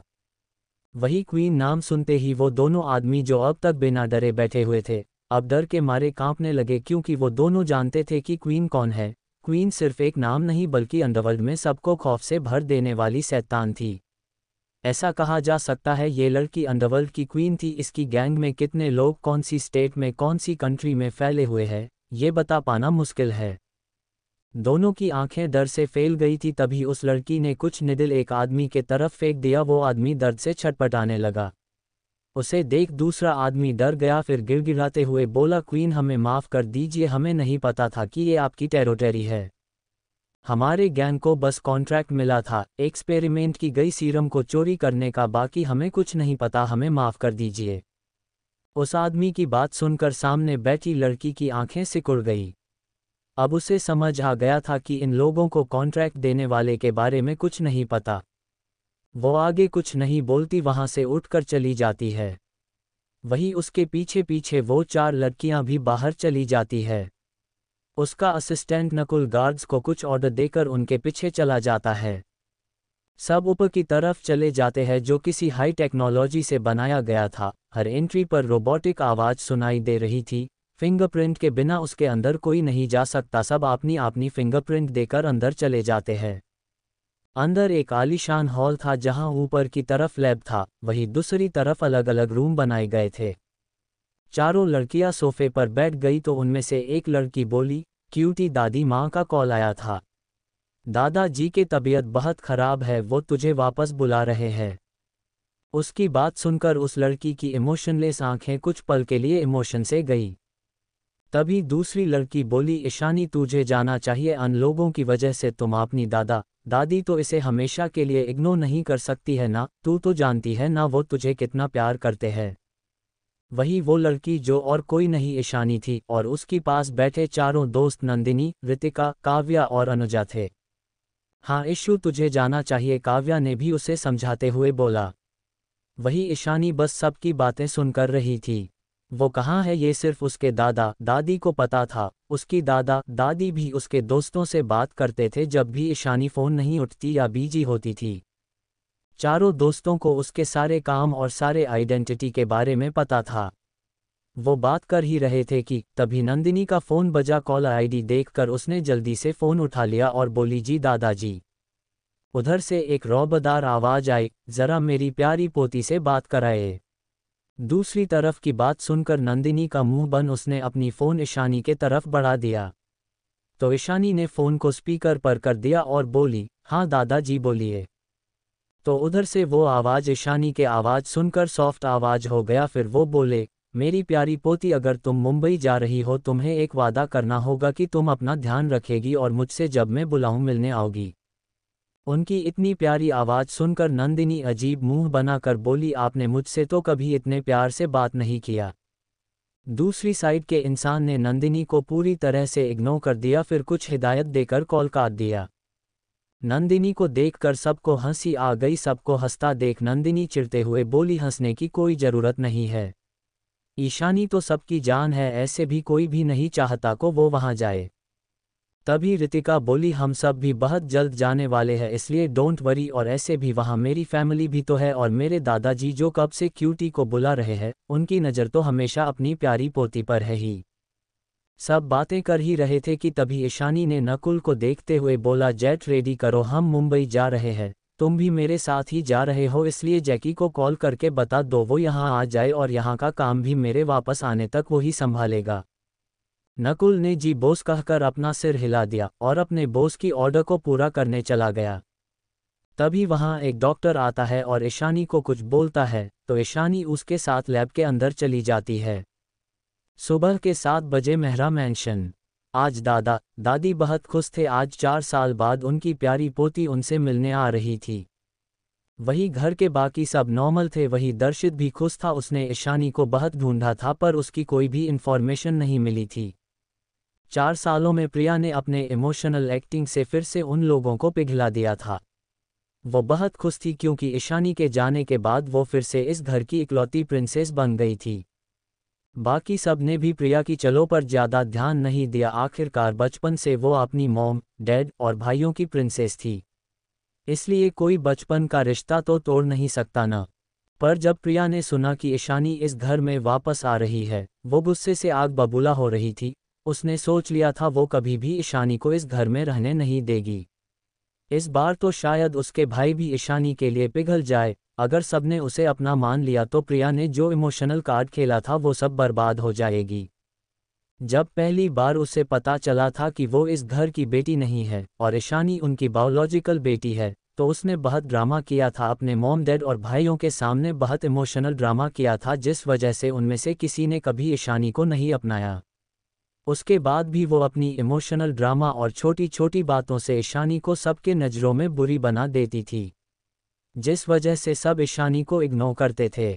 वो बस यही सोच रही थी कि कैसे वो फिर से ईशानी को पिछली बार की तरह सबकी नज़रों में बुरा बनाकर उसे इस घर से बाहर फेंक देगी। पर उसे क्या पता कि जो ईशानी इस घर में आ रही वो पहले वाली मासूम ईशानी नहीं है, बल्कि अपने दुश्मनों को पलक झपकाए बिना मौत के घाट उतार देने वाली डेविल है। वही दिल्ली के एयरपोर्ट पर एक लड़की ब्लैक जीन्स, ब्लैक ओवरकोट में अपने फेस पर मास्क लगाए प्राइवेट जेट से नीचे उतरती है। उसका ऑरा बहुत पावरफुल था। उस लड़की की ग्रे आंखें बेहद ठंडी थी। वो लड़की बिना किसी पर ध्यान दिए बाहर की तरफ जाने लगती है। उसके पीछे पीछे 2 बॉडीगार्ड के साथ एक इंसान भी आ रहा था। सबकी नज़र उस लड़की के तरफ ही थी। उसकी डेंजरस ऑरा और फेस पे मास्क होने के बावजूद वो इतनी अट्रैक्टिव लग रही थी कि न चाहते हुए भी सबकी नज़रें उस पर ही ठहर रही थी। वो लड़की सबकी नज़रों को इग्नोर करके एयरपोर्ट से बाहर आ जाती है। बाहर ड्राइवर कार लेकर खड़ा था। वो बिना किसी इमोशन के उस कार में बैठ जाती है। उसके पीछे खड़ा आदमी आगे सीट पर बैठ जाता है। वो 2 बॉडीगार्ड भी दूसरे कार में बैठ जाते हैं। तभी आगे बैठा इंसान जो कि नकुल था, वो अपने पीछे बैठी ईशानी को देखकर बोलता है, मैम लगता है आपके विश्वंभर दादाजी ने इन दोनों नमूनों को आप पर नज़र रखने के लिए भेजा है।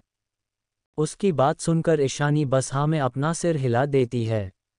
उसे पता था उसके विश्वंभर दादाजी उसे अकेला नहीं छोड़ेंगे। वो जरूर उसके पीछे अपने गार्ड लगाएंगे जो उन्हें ईशानी की खबर देता रहेगा। 1 घंटे बाद उनकी गाड़ी मेहरा मैंशन के आगे आकर रुकी। ईशानी गाड़ी से निकलकर मैंशन के अंदर चली गई। नकुल भी उसके पीछे पीछे चला गया। वही हॉल में दादाजी और दादी माँ कब से गेट के तरफ ही देख रहे थे और बाकी सब उन्हें देख समझ पा रहे थे कि वो ईशानी को देखने के लिए बेताब है। तभी ईशानी गेट से मेन हॉल की तरफ आने लगी। ईशानी ने इस वक्त अपना मास्क उतार दिया। ईशानी को देखकर दादाजी और दादी माँ खुश हो गए। दादी माँ उठकर ईशानी के पास चली गई। ईशानी ने उनके पैर छू लिए। दादी माँ ने खुशी से ईशानी को अपने गले से लगा लिया। फिर ईशानी अपने दादाजी के पास चली गई जो व्हीलचेयर पर बैठे थे। डॉक्टर ने उन्हें ज़्यादा चलने से मना किया था। ईशानी ने उनके पैर छू लिए तो दादाजी धीरे धीरे खड़े होकर ईशानी को अपने गले से लगा लिया। उनकी आंखों में आंसू आ गए थे। अपनी पोती को इतने सालों बाद देख के अब उनकी दिल को सुकून मिल रहा था। वही हॉल में खड़े बाकी सब भी ईशानी के तरफ ही देख रहे थे, पर ईशानी ने सबको इग्नोर कर दिया। वो उन सबको एक नज़र देख भी नहीं रही थी और ये बात उन सबको खल रहा था। चैप्टर 6 बेरुखी, मोक्ष राजवंश। ईशानी की प्रेजेंस उसे सबसे अलग बना रहा था। वो पहले से बहुत ज़्यादा खूबसूरत हो गई थी। पहले उसकी चेहरे पर जो मासूमियत रहती थी वो अब कहीं नहीं थी। अब उसकी चेहरे पर एक कोल्डनेस थी जिसे वो अपनी दादा दादी के सामने छुपा रही थी। उसका आसपास का ऑरा बहुत पावरफुल था। ऐसा लग रहा था जैसे उसके आसपास एक इनविजिबल दीवार हो जिसे उसकी परमिशन के बिना कोई पार नहीं कर सकता। तभी दादी माँ उनके पास आकर बोली, जाओ बेटा फ्रेश हो जाओ, तुम्हारे दादाजी ने खुद तुम्हारे लिए रूम सिलेक्ट करके रेडी करवाया है। तभी पीछे से नकुल आते हुए बोला, मैम ये आपका बैग। तभी दादाजी, जाओ उसके रूम में रख दो। फिर एक बटलर नकुल को अपने साथ ले गया। उसके हाथ में बस एक ही लगेज था पर वो जानता था इस लगेज ने कुछ इम्पोर्टेंट सामान है, इसलिए वो खुद ही उसे रूम में रखना चाहता था। तभी आरती जी आगे आकर बोली, तुम कैसी हो? उनका सवाल सुनकर भी ईशानी ने कोई जवाब नहीं दिया और अपने दादा दादी से बोली, मैं बहुत थक गई हूँ, क्या मैं अपने रूम में जाऊँ?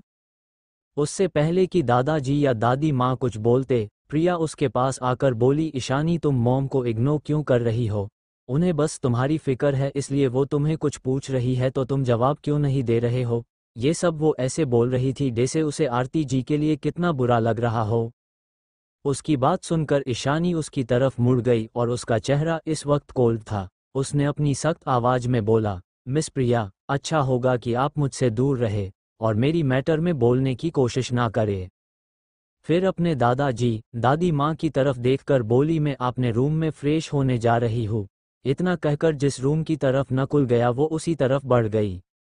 वही ईशानी की बिहेवियर और टोन से सब शौक में थे। जब ईशानी यहाँ थी तो वो हमेशा उनसे अच्छे बात करती थी, चाहे कोई कुछ भी कहे वो बस हंस के टाल दिया करती थी। किसी से ऊंची आवाज बात करना तो दूर, वो तो पलटकर जवाब तक नहीं देती थी। चारों भाई एक दूसरे को देख रहे थे, उनकी दिल में टीस सी उठ रही थी। वो बहन जो उनके पीछे भाई भाई कहकर भागती थी वो अब दे से कहीं खो गई थी। वही प्रिया भी शौक थी, उसे उम्मीद नहीं थी कि ईशानी इतनी बदल गई होगी। उसे तो लगा इस बार भी वो ईशानी को अपने चाल में फंसाकर बाहर फेंक देगी। फिर मन में सोचती है, लगता है बाहर रहकर इसके पर निकल आए हैं। पर कोई बात नहीं, कुछ दिन में मैं इसका हाल पहले जैसा ही कर दूंगी। वही ईशानी रूम में पहुंचकर नकुल से बोली, तुम जाओ फ्लैट में ही रुकना और यहाँ की बेस सिक्योरिटी बढ़ा दो, जब तक मैं यहाँ हूँ तब तक तुम यहाँ के काम देखो। Okay boss. थोड़ी देर में नकुल वहाँ से चला गया। ईशानी फ्रेश होकर नीचे दादा दादी के पास चली गई। सब डाइनिंग टेबल पर आ गए थे। ईशानी भी अपने दादा दादी के पास ही बैठी थी। सर्वेंट सबको खाना सर्व करने लगे। आज दादी माँ ने नौकर से कहकर ईशानी की फेवरेट डिश तैयार करवाया था। ईशानी को पता था कि ये सब उसकी दादी माँ का काम है, इसलिए उसने अपनी दादी माँ की तरफ देखकर स्माइल करके बोली, थैंक यू दादी माँ। इसमें कौन सी बड़ी बात है जो तुम मुझे थैंक यू कह रही हो?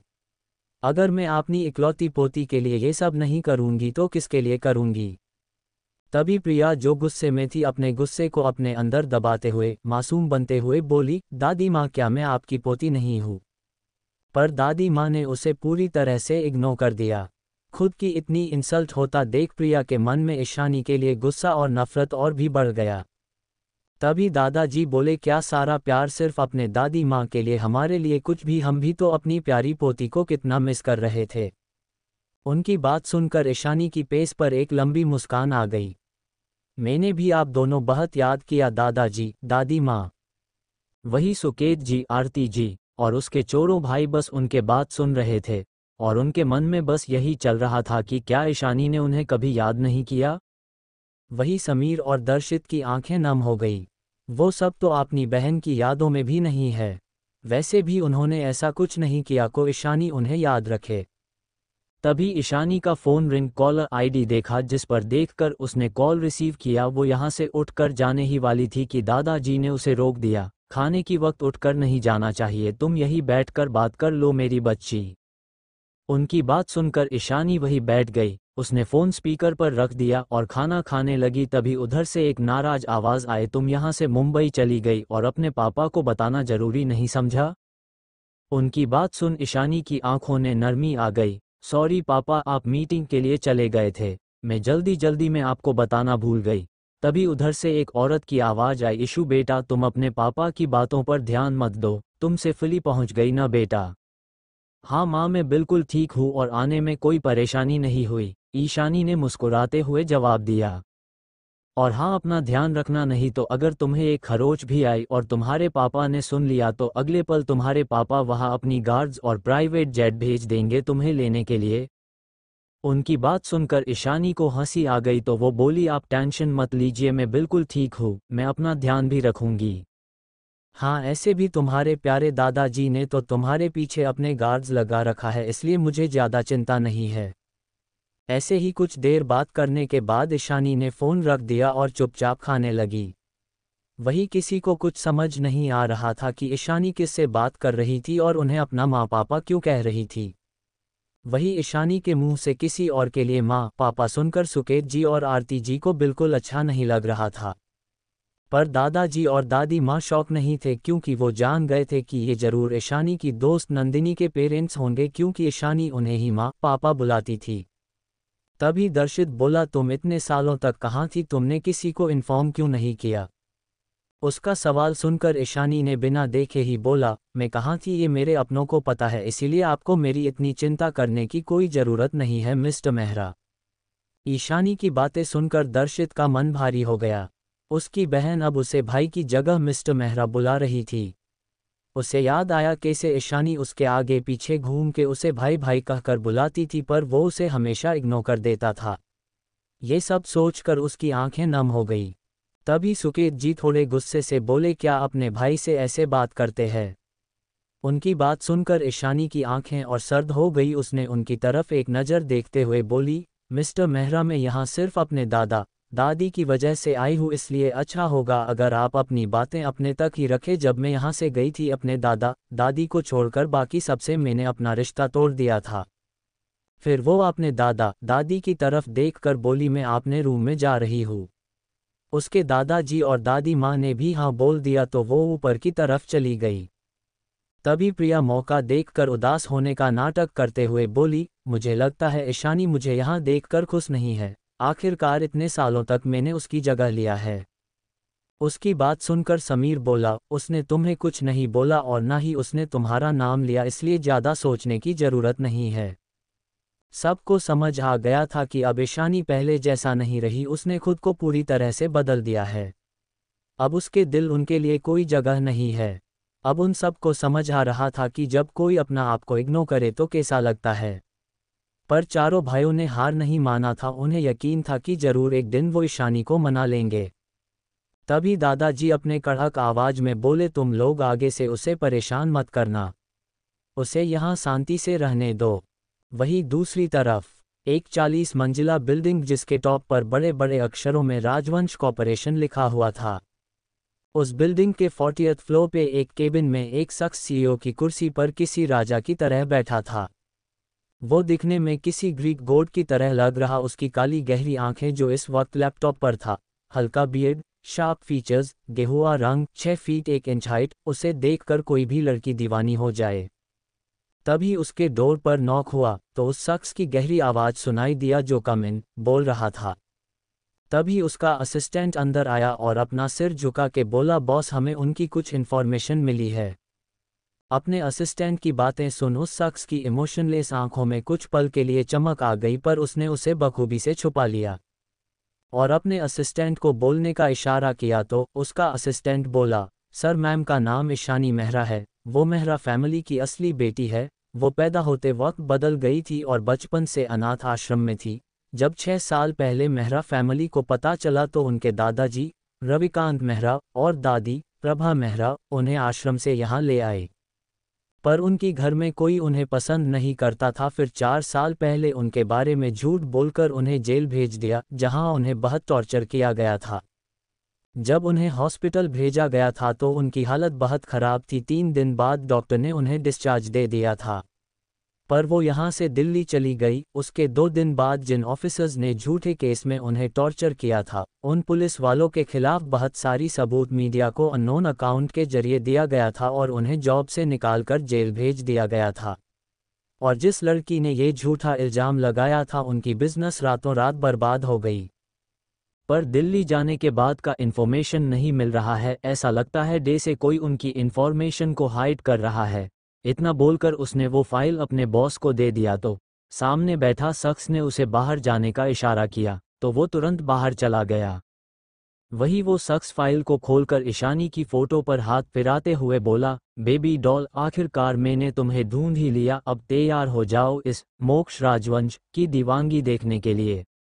2 सालों से ढूंढ रहा हूँ, अब जब तुम मुझे मिल ही गई हो तो अब से तुम सिर्फ मेरी हो, सिर्फ इस मोक्ष राजवंश की। ये कहते हुए वो डेविल स्माइल करने लगा। उसकी बातों से उसकी जुनूनियत साफ नजर आ रही थी।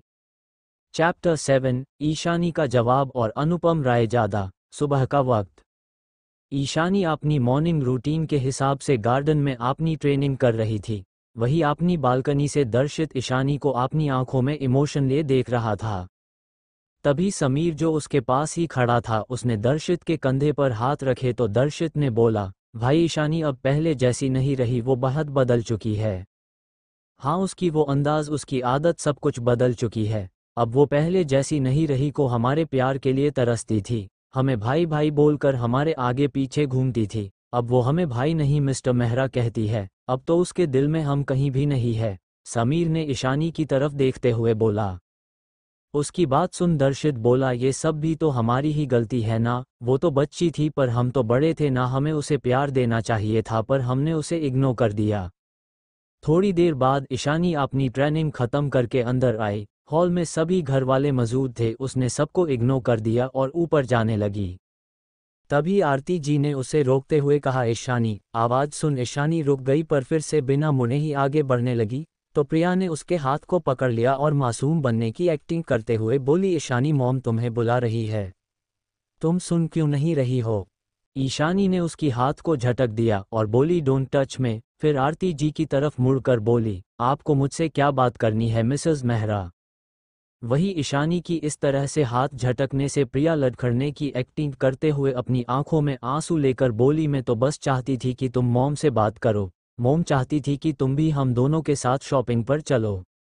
वही प्रिया को रोता देख रेहान से रहा नहीं गया, वो आगे आकर बोला, ईशानी तुम्हें नहीं, तुम कुछ ज़्यादा ही हाइप हो रहे हो, प्रिया तो बस तुम्हारे साथ बात कर रही थी। मॉम चाहती थी तुम उन दोनों के साथ बाहर जाकर घूमो ताकि तुम्हें लोनली फील ना हो। प्रिया इस घर की प्रिंसेस थी बचपन से, चाहे कुछ भी हो, पर प्रिया अब भी उसकी बहन है, वो उसे रोता हुआ नहीं देख सकता था। वही ईशानी को अपने पिछले जन्म की बात याद आ गई कि कैसे उसकी माँ हमेशा प्रिया को ही अपने साथ ले जाती थी। एक बार उसके दादाजी की जिद की वजह से आरती जी ने ईशानी को भी अपने साथ ले लिया था, जहाँ प्रिया और उसके दोस्तों ने मिलकर उसकी बहुत इंसल्ट किया था। ये याद आते ही ईशानी के आंखों में फिर से गुस्सा और नफरत आ गई, जिसे समीर और दर्शित ने बखूबी नोटिस कर लिया था।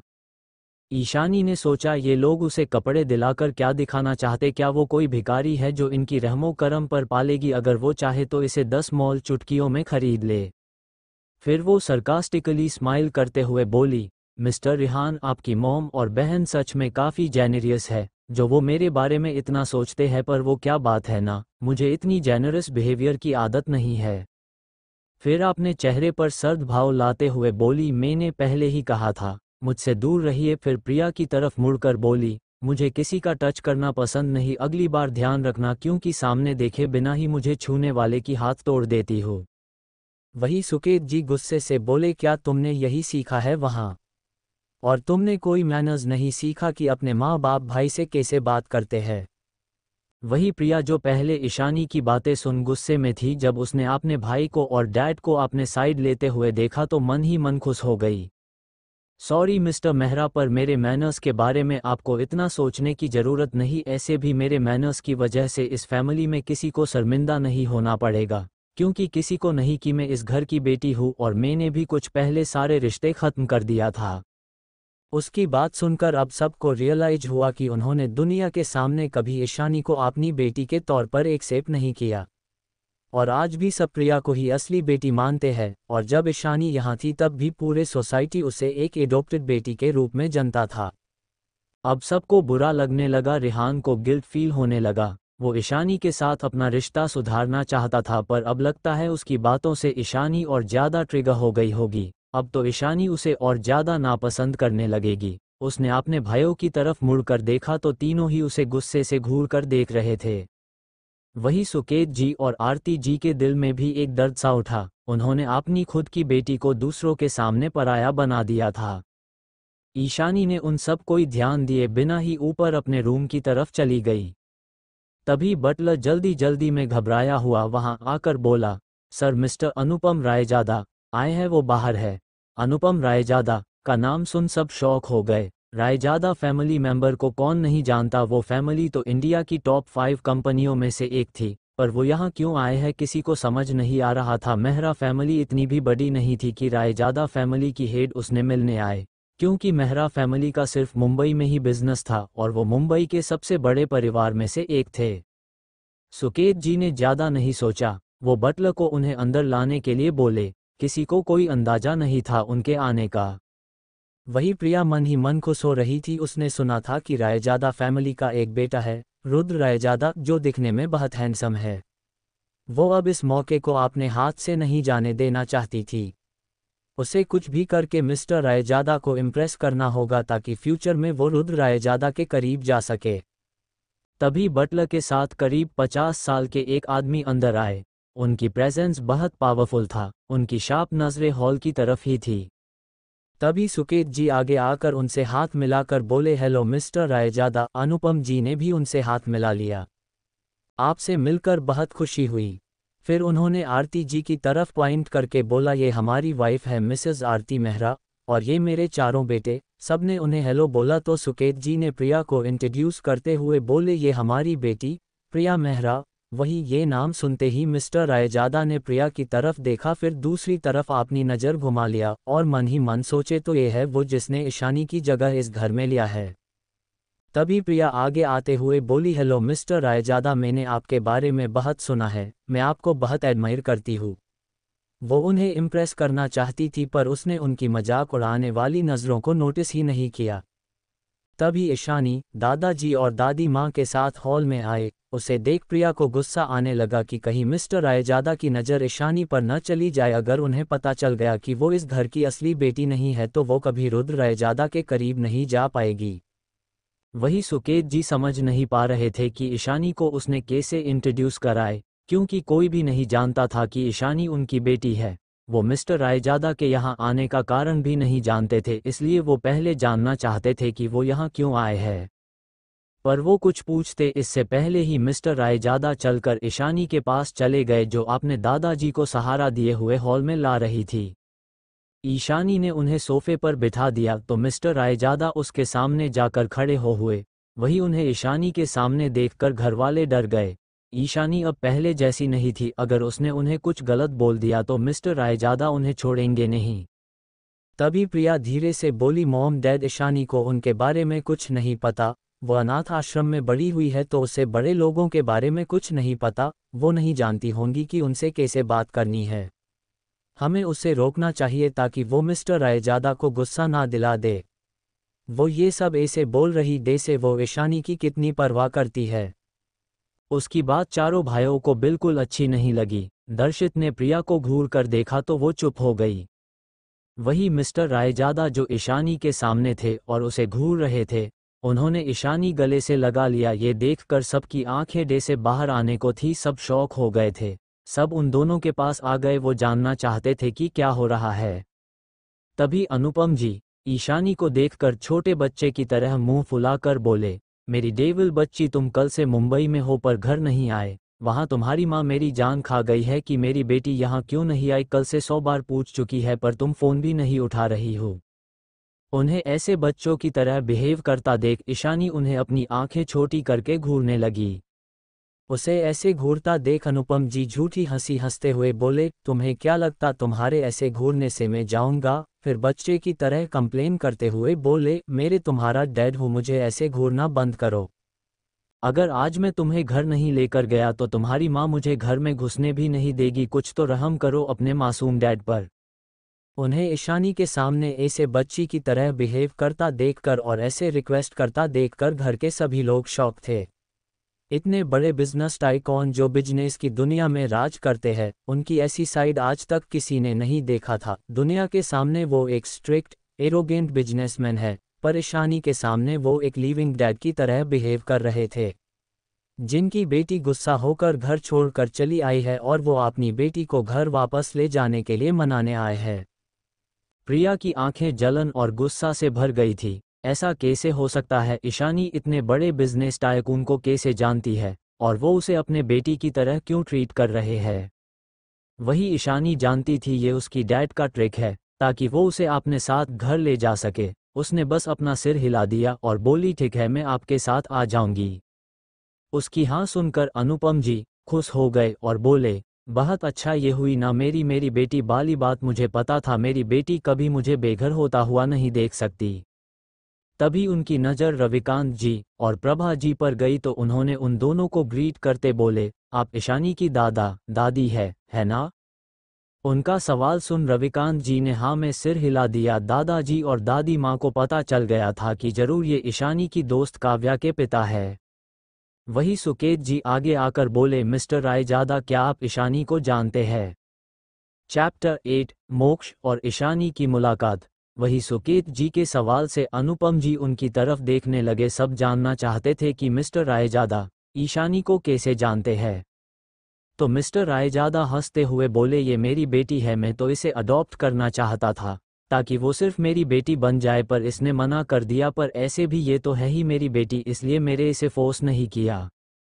उनकी बात सुनकर सब सदमे में थे कि इतनी बड़ी शख्सियत ईशानी को अपना बेटी मानते हैं। वही सुकेत जी और आरती जी के दिल में आज पता नहीं क्यों एक चुभन सी हो रही। ये उनकी बेटी थी जिस पर उन्होंने कभी ध्यान ही नहीं दिया, पर आज वो किसी और को अपने माँ बाप मान रही है। उन्हें अब थोड़ा बुरा लग रहा था। वही ईशानी अपनी फ़ोन लेकर रूम से बाहर आ गई और अपनी दादी माँ को शाम को आऊंगी बोलकर अनुपम जी के साथ चली गई। वही प्रिया बस गुस्से की घूंट पीते हुए रह गई। उसने सोचा था कि आज वो मिस्टर रायजादा को इम्प्रेस करके उनकी गुड बुक में आ जाएगी, पर उसने जैसा सोचा था वैसा कुछ नहीं हुआ। वहीं ईशानी अनुपम जी के गाड़ी में थी। उसने नकुल को मैसेज किया। थोड़ी देर बाद वो अनुपम जी से बोली, आप जाए, मैं लंच टाइम पर आ जाऊंगी, मुझे कुछ काम है। उसकी बात सुनकर अनुपम जी आंखें बड़ी करके बोले, तुम क्या ये पहले नहीं बता सकती थी? अगर तुम्हारी माँ ने मुझे अकेले आते देखा तो बेलन से पीटेगी। उनकी बात सुनकर ईशानी एक स्वीट स्माइल करते हुए बोली, आप अपनी बेटी के लिए इतना तो कर ही सकते हैं। मुझे विश्वास है आप सब संभाल सकते हैं। फिर कार से बाहर उतर गई जहां नकुल उसका वेट कर रहा था। वही अनुपम जी तो हक्का बक्का रह गए। उन्होंने पीछे से चिल्लाते हुए कहा, तुम डेविल कहीं की, तुम्हें अपनी डैड की कोई भी फिक्र नहीं है। ईशानी ने उनकी बातों को इग्नोर कर दिया और नकुल के साथ कार में बैठ गई। आज उसकी मीटिंग थी राजवंश कॉर्पोरेशन के साथ, जो ईशानी की बहुत क्लोज थे। उन्हें पता था कि ईशानी जी कॉर्पोरेशन की ओनर है, जो एशिया की टॉप 2 पोजीशन पर राज करती है। क्योंकि टॉप 1 में राजवंश कॉर्पोरेशन था जिसके साथ आज ईशानी मीटिंग करने जा रही थी। ईशानी को आज तक किसी ने नहीं देखा था। वो ज़्यादातर बिजनेस गैदरिंग में शामिल नहीं होती थी और जिसने भी उसे देखा था वो उसे पहचान नहीं पाते थे क्योंकि वो हमेशा मास्क पहनकर रखती थी। ईशानी ने नकुल के फ्लैट में अपना आउटफिट चेंज कर लिया। इस वक्त ब्लैक वाइट बिजनेस सूट में वो बिल्कुल प्रोफेशनल लग रही थी। थोड़ी देर बाद वो दोनों राजवंश कॉर्पोरेशन में पहुंच गए। नकुल रिसेप्शनिस्ट के पास जाकर बोला, एक्सक्यूज में, हमें मिस्टर राजवंश से मिलना है, हमारे आज उनके साथ मीटिंग है। नकुल के बात सुनकर उस रिसेप्शनिस्ट ने पहले कंफर्म किया। जैसे ही उसने जी कंपनी का नाम देखा तो वो रिस्पेक्टफुली उन दोनों को 40th फ्लोर पर जाने के लिए बोली। ईशानी और नकुल दोनों लिफ्ट की तरफ चले गए। तभी कुछ एम्प्लॉयर्स उस लड़की के पास आ गए। एक लड़की ने पूछा, कौन थी वो लड़की? वो बहुत कूल लग रही थी। उसकी सवाल सुनकर वो रिसेप्शनिस्ट बोली, वो जी कंपनी से है। वही लड़के तो उस पर फिदा हो रहे थे। ईशानी के प्रेजेंस थी ही ऐसी कि मास्क पहनने के बाद भी उसकी खूबसूरती सबको अट्रैक्ट कर रही थी। वही सीईओ के केबिन में एक मोक्ष बिना किसी इमोशन के बैठा था। तभी डोर नॉक हुआ और उसका असिस्टेंट नमन अंदर आया। अपने बॉस को देखकर सिर झुकाकर बोला, बॉस जी कंपनी के सीईओ आ गई है और मीटिंग रूम में इंतजार कर रही है। आपने असिस्टेंट के बात सुन मोक्ष ने अपनी नज़र उठाकर देखा और फिर अपना सिर हाँ में हिलाकर मीटिंग रूम के तरफ चला गया। नमन भी उसके पीछे पीछे चला गया। जब वो दोनों मीटिंग रूम में एंटर हुए तो उनकी नज़र उन दो लोगों पर गई जो बैठे हुए थे, पर मोक्ष की नज़र सिर्फ ईशानी पर थी। जब ईशानी को अपने ऊपर किसी की नज़र महसूस हुई, उसने मोक्ष जिस तरफ था उस तरफ अपनी नज़र घुमा कर देखा। जैसे ही उन दोनों की नज़रें मिली, दोनों कुछ पल के लिए एक दूसरे की आंखों में खो गए। वही मोक्ष मन ही मन बोला, आखिरकार तुम मुझे मिल ही गई मेरी बेबी डॉल, तुम्हारी आंखों से और खुशबू से ही मैं तुम्हें पहचान सकता हूँ। फिर वो अपने सीट पर बैठ गया। तो ईशानी ने कहा, तो क्या हम मीटिंग स्टार्ट करें मिस्टर राजवंश? उसकी स्वीट मेलोडियस आवाज़ सुनकर तो मोक्ष तो डेसे खो गया था। वो रिएक्ट करना ही भूल गया था। वही नमन अपने बॉस का अजीब बर्ताव नोटिस कर रहा था। जब से बॉस मीटिंग रूम में आई तब कुछ अलग बिहेव कर रहे हैं। वो जी की सीईओ मिस ईशानी को अजीब तरह से देख रहे हैं। तभी उसे याद आया उसके बॉस ने जिस लड़की के बारे में इन्फॉर्मेशन निकलवाया था उसका नाम भी ईशानी था। क्या ऐसा हो सकता है कि ये लड़की वो ही ईशानी हो? पर ऐसे कैसे हो सकता, वो तो मेहरा फैमिली की बेटी है। दो इंसान का सेम एक नाम होना कोई बड़ी बात नहीं है। ये सोचकर उसने अपने बॉस से मीटिंग स्टार्ट करने की याद दिलाया। तो नकुल ने प्रेजेंटेशन दिया, फिर कुछ देर और डिस्कशन करने लगे। वही ईशानी को मोक्ष की नज़र खुद पर महसूस हो रहा था। उसे समझ नहीं आ रहा था कि ये इंसान उसे इस तरह से क्यों घूर रहा है। कुछ देर बाद मीटिंग खत्म हो गई तो ईशानी ने फिर से पूछा, तो आप इस डील के बारे में क्या सोचते हैं मिस्टर राजवंश? ईशानी की बात सुनकर मोक्ष ने भी उसकी बातों पर एग्री किया। वैसे भी वो तो अपनी बेबी डॉल के पास ही रहना चाहता था। अब जब उसे मौका मिल रहा है तो उसका मना करने की कोई वजह ही नहीं है। तो दोनों ने हाथ मिलाया तो मोक्ष को ईशानी की हाथ बहुत मुलायम लग रही थी। वो उसकी हाथ को छोड़ना नहीं चाहता था। तभी ईशानी ने अपना हाथ खींचा तो मोक्ष ने उसे छोड़ दिया। तभी मोक्ष ने नमन को कुछ इशारा किया तो उसके इशारे को समझकर नमन बोला, मैम आप चलिए, केबिन में लंच का टाइम होने वाला है तो आप करके ही जाएगा। उसकी बात सुन ईशानी को याद आया कि उसे घर जाकर लंच करना है, नहीं तो अनुपम जी उसकी शिकायत छड़ी लगा देंगे। ये सोचकर वो मना करने ही वाली थी कि उससे पहले ही मोक्ष ने नोटिस कर लिया कि शायद ईशानी मना करने वाली है। इसलिए उसने बोला, प्लीज़ मिस ईशानी, बहुत जल्द लंच टाइम होने वाला, आप ऐसे बिना लंच किए नहीं जा सकते। वही नमन हैरान था। उसके बॉस ने पहली बार किसी लड़की से रिक्वेस्ट किया था उनके साथ लंच करने के लिए, वरना वो तो किसी को एक नज़र देखते भी नहीं। जैसे उन्हें उनसे एलर्जी हो। अब तो उसे पूरा यकीन हो गया था कि हो ना हो यही मिस ईशानी ही उसकी फ्यूचर लेडी बॉस बनने वाली है। वही ईशानी कुछ सोचते हुए लंच के लिए मान गई। तो सब मोक्ष की केबिन की तरफ चले गए। चैप्टर 9 आंखों में खो जाना। थोड़ी देर बाद दोनों मोक्ष के केबिन में थे। नकुल और नमन प्रोजेक्ट के बारे में कुछ बात कर रहे थे। वही केबिन में इस वक्त ईशानी और मोक्ष दोनों ही थे। तो ईशानी ने अपना मास्क उतार दिया था और मोक्ष के केबिन को देख कर दी जो खूबसूरती से सजाया गया था। मिस ईशानी, क्या आपको मेरा केबिन पसंद आया? मोक्ष के आवाज़ से ईशानी पीछे मुड़ गई तो मोक्ष जो उसके ठीक पीछे खड़ा था उससे टकरा गई। ईशानी पीछे गिरती उससे पहले मोक्ष उसे उसकी कमर से पकड़ लिया। उसके इस हरकत से ईशानी शॉक हो गई और मोक्ष को देखने लगी। दोनों इस वक्त बहुत करीब थे। दोनों की आंखें एक दूसरे से टकरा रही थी। ईशानी को कुछ अजीब सी फील हो रहा। मोक्ष की करीबी से उसकी दिल तेजी से धड़क रहा था। उसने पहले कभी ऐसा फील नहीं किया था। मोक्ष को ईशानी की धड़कन साफ साफ सुनाई दे रहा था। खुद की करीबी से ईशानी की ऐसा रिएक्शन देख मोक्ष खुश था। तभी ईशानी ने उसे खुद से दूर करते हुए बोली, मिस्टर राजवंश मैं ठीक हूँ, आप अब मुझे छोड़िए। पर मोक्ष को ईशानी की छोड़ने वाली बात बिल्कुल अच्छी नहीं लगी। उसने उसकी आंखों में देखते हुए बोला, मिस ईशानी आप कहेगी फिर भी अब से मैं आपको नहीं छोड़ने वाला। मोक्ष की बात सुनकर ईशानी ने अपने आंखें सिकोड़ लिया। उसे समझ नहीं आ रहा था कि मोक्ष का कहने का मतलब क्या है। वो कुछ बोलती उससे पहले ही डोर पर नॉक हुआ तो मोक्ष ने ईशानी को अपनी बाहों से आज़ाद कर दिया और अपनी इमोशनलेस आवाज़ में कम इन बोला।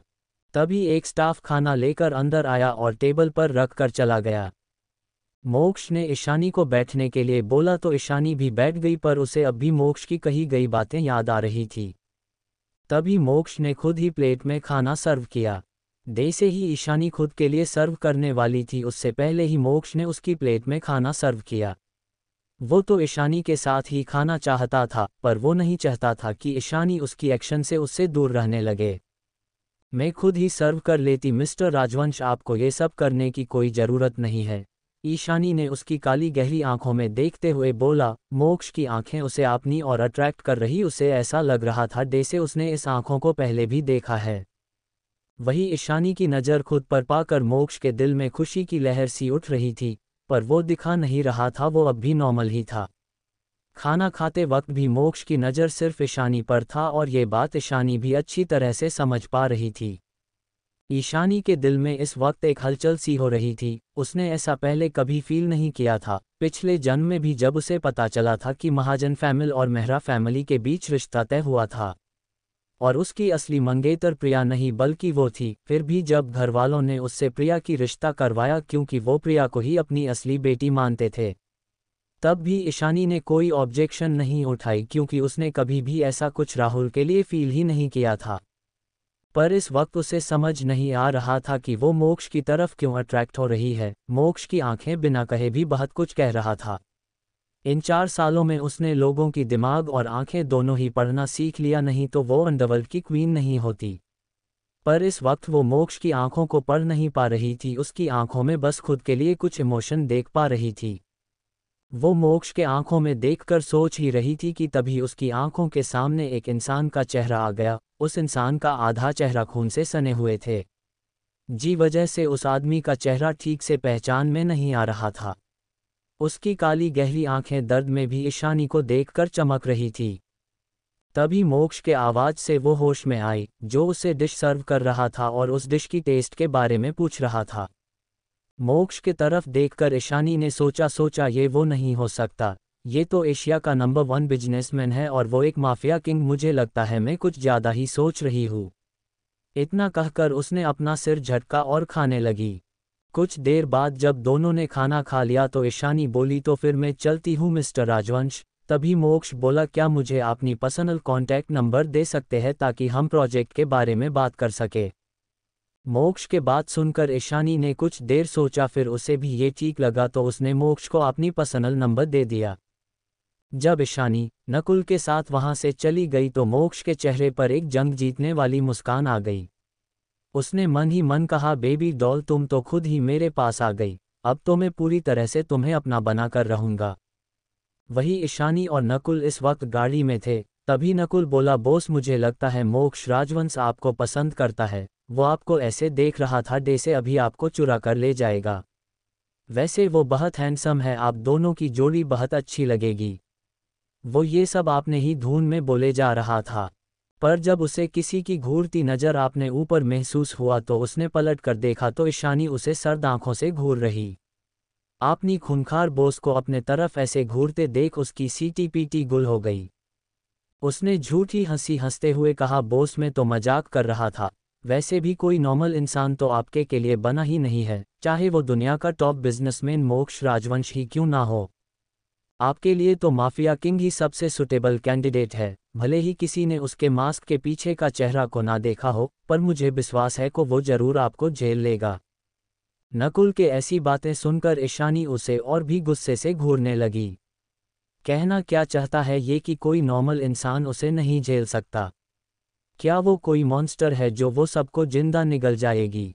जब नकुल ने ईशानी को और भी गुस्से से खुद को घूरते हुए देखा तो उसने अपने मुंह पर हाथ रख लिया और ना में अपना सिर हिलाने लगा।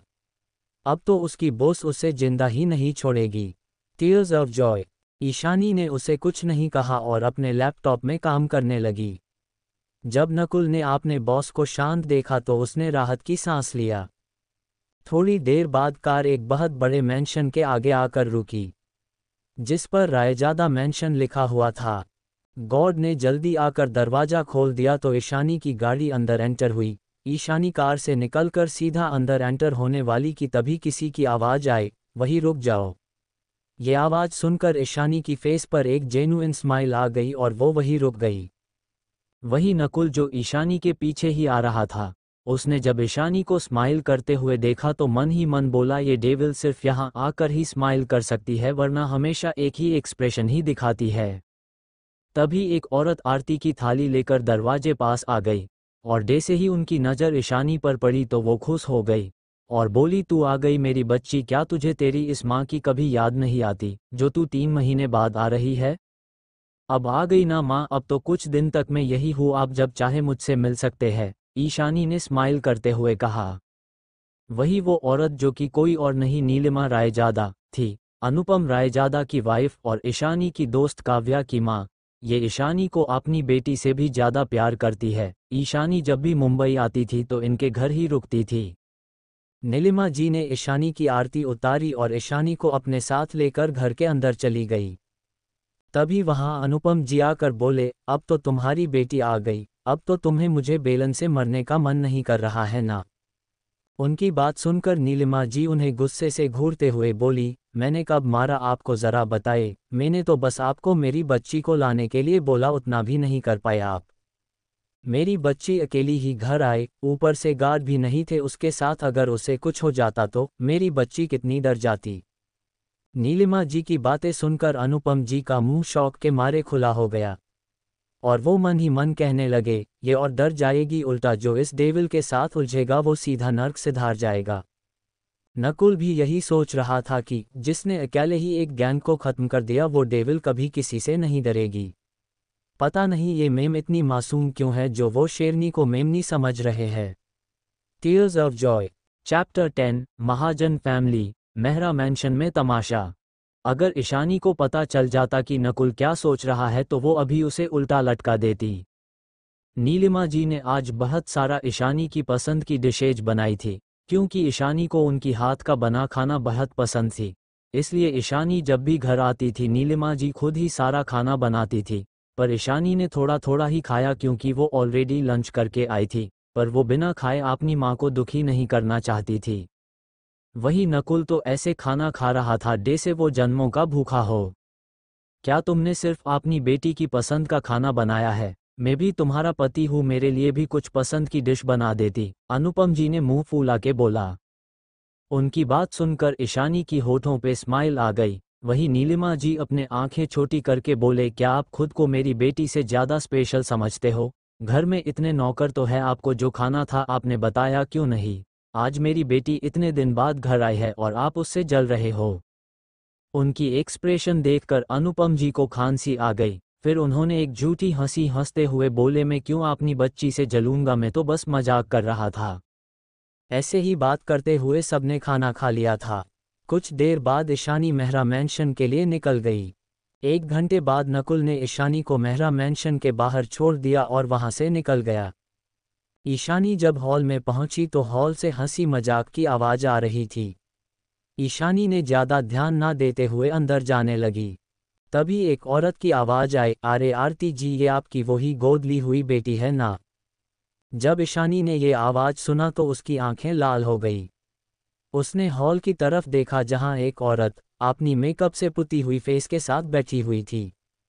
इस औरत को ईशानी ने जल्दी ही पहचान लिया, ये औरत मोहिनी महाजन थी, राहुल महाजन की मां, जिससे ईशानी की पैदा होने से पहले ही शादी तय की गई थी।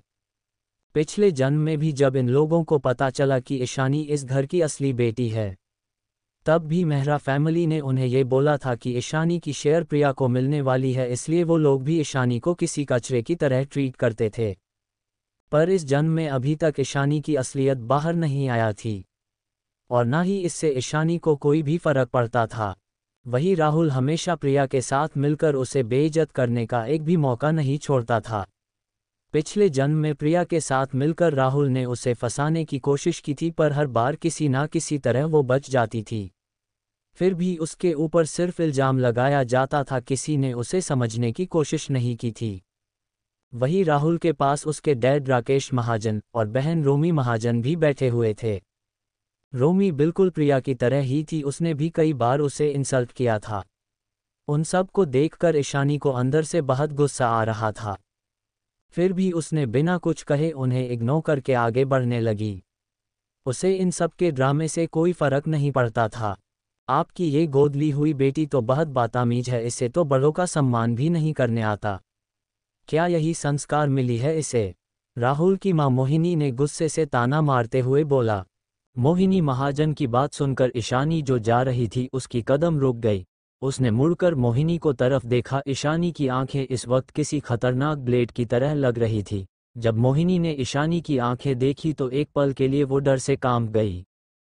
वही बाकी सब भी ईशानी की इस खतरनाक ऑरा को महसूस कर पा रहे थे। सुकेत जी और आरती जी भी एक पल के लिए डर गए थे कि कहीं ईशानी कुछ उल्टा सीधा ना बोल दे। वही समीर, दर्शित, रेहान और अयान भी यही सोच रहे थे। उनके मन में बस यही चल रहा था कि अगर ईशानी गुस्सा हो गई तो मोहिनी को कुछ भी बोल सकती है। पर उन लोगों को ये भी अच्छा नहीं लगा कि कैसे मोहिनी जी ने ईशानी बात को और उसे गोद ली हुई बेटी बोला। जब राहुल ने ईशानी की फेस देखा तो वो एक पल लिए उसकी खूबसूरती में खो गया। जब उसने 4 साल पहले ईशानी को देखा था तब वो बिल्कुल पतली और नॉर्मल कपड़ों में रहती थी, इसलिए उसने उस पर ज़्यादा ध्यान नहीं दिया था, पर इस वक्त ईशानी बहुत खूबसूरत लग रही थी। और उसकी ऑरा भी काफ़ी डोमिनेटिंग थी। रिया तो राहुल की नज़र ईशानी पर देख के गुस्से से आग बबूला हो रही थी। तभी सबकी कानों में एक ठंडी मगर खतरनाक आवाज़ पड़ी, मिसेस महाजन, अपनी जबान संभाल कर बात कीजिए वरना अगली बार इसे काटकर अपनी जंगली कुत्तों को खिलाने में मुझे ज़्यादा वक्त नहीं लगेगा। उसकी इतनी खतरनाक आवाज़ और धमकी सुनकर तो मोहिनी जी डर गई। तभी उनकी बेटी रोमी गुस्से से बोली, तुम हो कौन जो तुम मेरी मम्मी को धमकी दे रही हो? तुम सिर्फ एक गोद ली हुई अनाथ हो जिसे मेहरा फैमिली ने दया दिखाकर गोद ले लिया है। पर तुम तो इतनी एटीट्यूड में बात कर रही हो जैसे तुम कहीं की महारानी हो। वही राहुल भी थोड़ा गुस्से में आ गया था। वो कुछ पल के लिए ईशानी की खूबसूरती की वजह से खो गया था और उसे पाना चाहता था। पर एक अनाथ लड़की को अपनी मम्मी की इंसल्ट करता देख वो भी गुस्से में आ गया था। तभी सबके कानों में एक कड़क आवाज़ आई, जो को ईशानी के दादाजी रविकांत जी की थी। तुम कौन होती हो मेरी इकलौती पोती को अनाथ और गोद ली हुई बेटी कहने वाली? वो मेरी बायोलॉजिकल पोती है। अगर एक और शब्द भी मैंने अपनी पोती के बारे में किसी के मुंह से सुना तो मुझसे बुरा कोई नहीं होगा। आपने दादाजी को देख के ईशानी थोड़ी शांत हो गई। उसके पास ही प्रभा जी भी खड़ी थी। वही उनकी बात सुनकर तो महाजन फैमिली को कुछ समझ नहीं आया। उन्हें डे से एक झटका लगा था। वही गुस्से में प्रिया की मुठिया कस गई थी। वो नहीं चाहती थी कि किसी को भी पता चले कि ईशानी मेहरा फैमिली की असली बेटी है। पर इस वक्त महाजन फैमिली को पता चल गया था कि ईशानी इस फैमिली की असली बेटी है। उसने उन सब के चेहरे को देखा जिसमें साफ साफ सवाल नजर आ रहे थे। उनकी एक्सप्रेशन देख रिया डर गई कि कहीं सच जानकर वो लोग उससे रिश्ता तोड़कर ईशानी से ना तय कर दे। महाजन फैमिली भी रिच फैमिली ने से थी। वो राहुल जैसा अमीर और अच्छे दिखने वाले लड़के को नहीं जाने दे सकती। वही सुकेत जी और आरती जी भी चाहते थे कि प्रिया की शादी के बाद ही ईशानी की असली आइडेंटिटी रिवील हो, क्योंकि प्रिया ने उन्हें कहा था कि वो राहुल से प्यार करती है। अगर सच अभी सामने आया तो कहीं प्रिया को राहुल छोड़ ना दे। जब से ईशानी वापस आई थी तब से वो जल्दी प्रिया की शादी के बाद ईशानी की आइडेंटिटी पब्लिक करने का सोच रहे थे, पर उससे पहले ही सब कुछ पता चल गया। तभी राकेश महाजन बोले, ये आप क्या बोल रहे हैं मिस्टर मेहरा, क्या सच में ईशानी आपकी बायोलॉजिकल पोती है? हाँ आरती जी, सुकेत जी, आप हमें सच बता दीजिए, मोहिनी जी ने उन्हें देखते हुए कहा। रिया अब डर गई थी कि अब क्या होगा। ईशानी के लिए उसकी नफरत और बढ़ गई थी। सुकेत जी और आरती जी को तो अब समझ नहीं आ रहा था कि वो उन्हें क्या बोले। वही समीर और दर्शित ने एक दूसरे को देखा। फिर रक्षित बोला, हाँ वो इस घर की असली बेटी है। उसकी बात सुनकर पूरा महाजन फैमिली हैरान था, तो रक्षित ने उन्हें सब कुछ समझा दिया। फिर सुकेत जी बोले, पर प्रिया हमारी बेटी है, उसे हमने बचपन से पाला है। वही ईशानी जो आपने दादाजी के पास खड़ी थी, उसे अब आगे होने वाले ड्रामे में कोई दिलचस्पी नहीं थी। इसलिए वो अपनी दादाजी और दादी माँ को देखते हुई बोली, दादाजी दादी माँ, मैं बहुत थक गई हूँ, अपनी कमरे में आराम करने जा रही हूँ कहकर वो अपने कमरे की तरफ चली गई। दादा दादी ने भी उसे रोका नहीं। वो ईशानी के जाने के बाद बाहर गार्डन की तरफ चले गए। वही प्रिया ने डे से देखा कि ईशानी और दादा दादी चले गए तो वो अपनी आंखों में आंसू लाते हुए नाटक करते हुए बोली, ये जगह ईशानी की है, मैं इस घर की असली बेटी नहीं हूँ, मुझे यहाँ नहीं होना चाहिए था। फिर मोहिनी महाजन की तरफ देखकर बोली, सॉरी आंटी, ईशानी बहुत साल अनाथ आश्रम में रही है तो शायद वो थोड़ी बिगड़ गई है। शायद वो मेरी वजह से गुस्सा है क्योंकि मेरे उसकी जगह ली है। और अब राहुल से भी मेरी शादी होने जा रही है।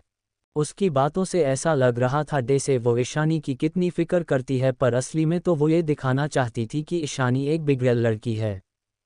उसकी बात सुनकर मोहिनी महाजन और बाकी सबको दिल पिघल गया। मोहिनी बोली, ये होती है संस्कार जो मेहरा फैमिली में प्रिया को मिली है। तुम क्यों रो रही हो बच्चे? तो क्या हुआ अगर तुम इस घर की असली बेटी नहीं हो, फिर भी तुम राहुल की पसंद हो तो तुमसे ही उसकी शादी होगी। वही उनकी बात सुनकर प्रिया ने राहत की सांस ली कि अच्छा हुआ जो उसका नाटक काम आ गया। तभी राहुल भी बोला, हाँ प्रिया टेंशन मत लो, मैं तुम्हें ही पसंद करता हूँ तो शादी भी करूँगा। तभी दर्शित गुस्से से प्रिया को देखते हुए बोला, ईशानी की मैनर्स और संस्कार के ऊपर सवाल उठाने से अच्छा तुम खुद पर ध्यान दो। और लगता है तुम भूल गई हो कि मैंने क्या बोला था, अगर अगली बार तुमने ईशानी के बारे में कुछ भी बोला तो सजा के लिए तैयार रहना। रक्षित की बात से सब हैरान थे, यहाँ तक कि सुकेत जी और आरती जी भी, क्योंकि ईशानी के घर से जाने के बाद से दर्शित प्रिया की बातों से गुस्से में आ जाता था। दर्शित वहां से चला गया। बाकी सब बस देखते रह गए। वही प्रिया ने गुस्से से अपनी मुठिया कस ली थी।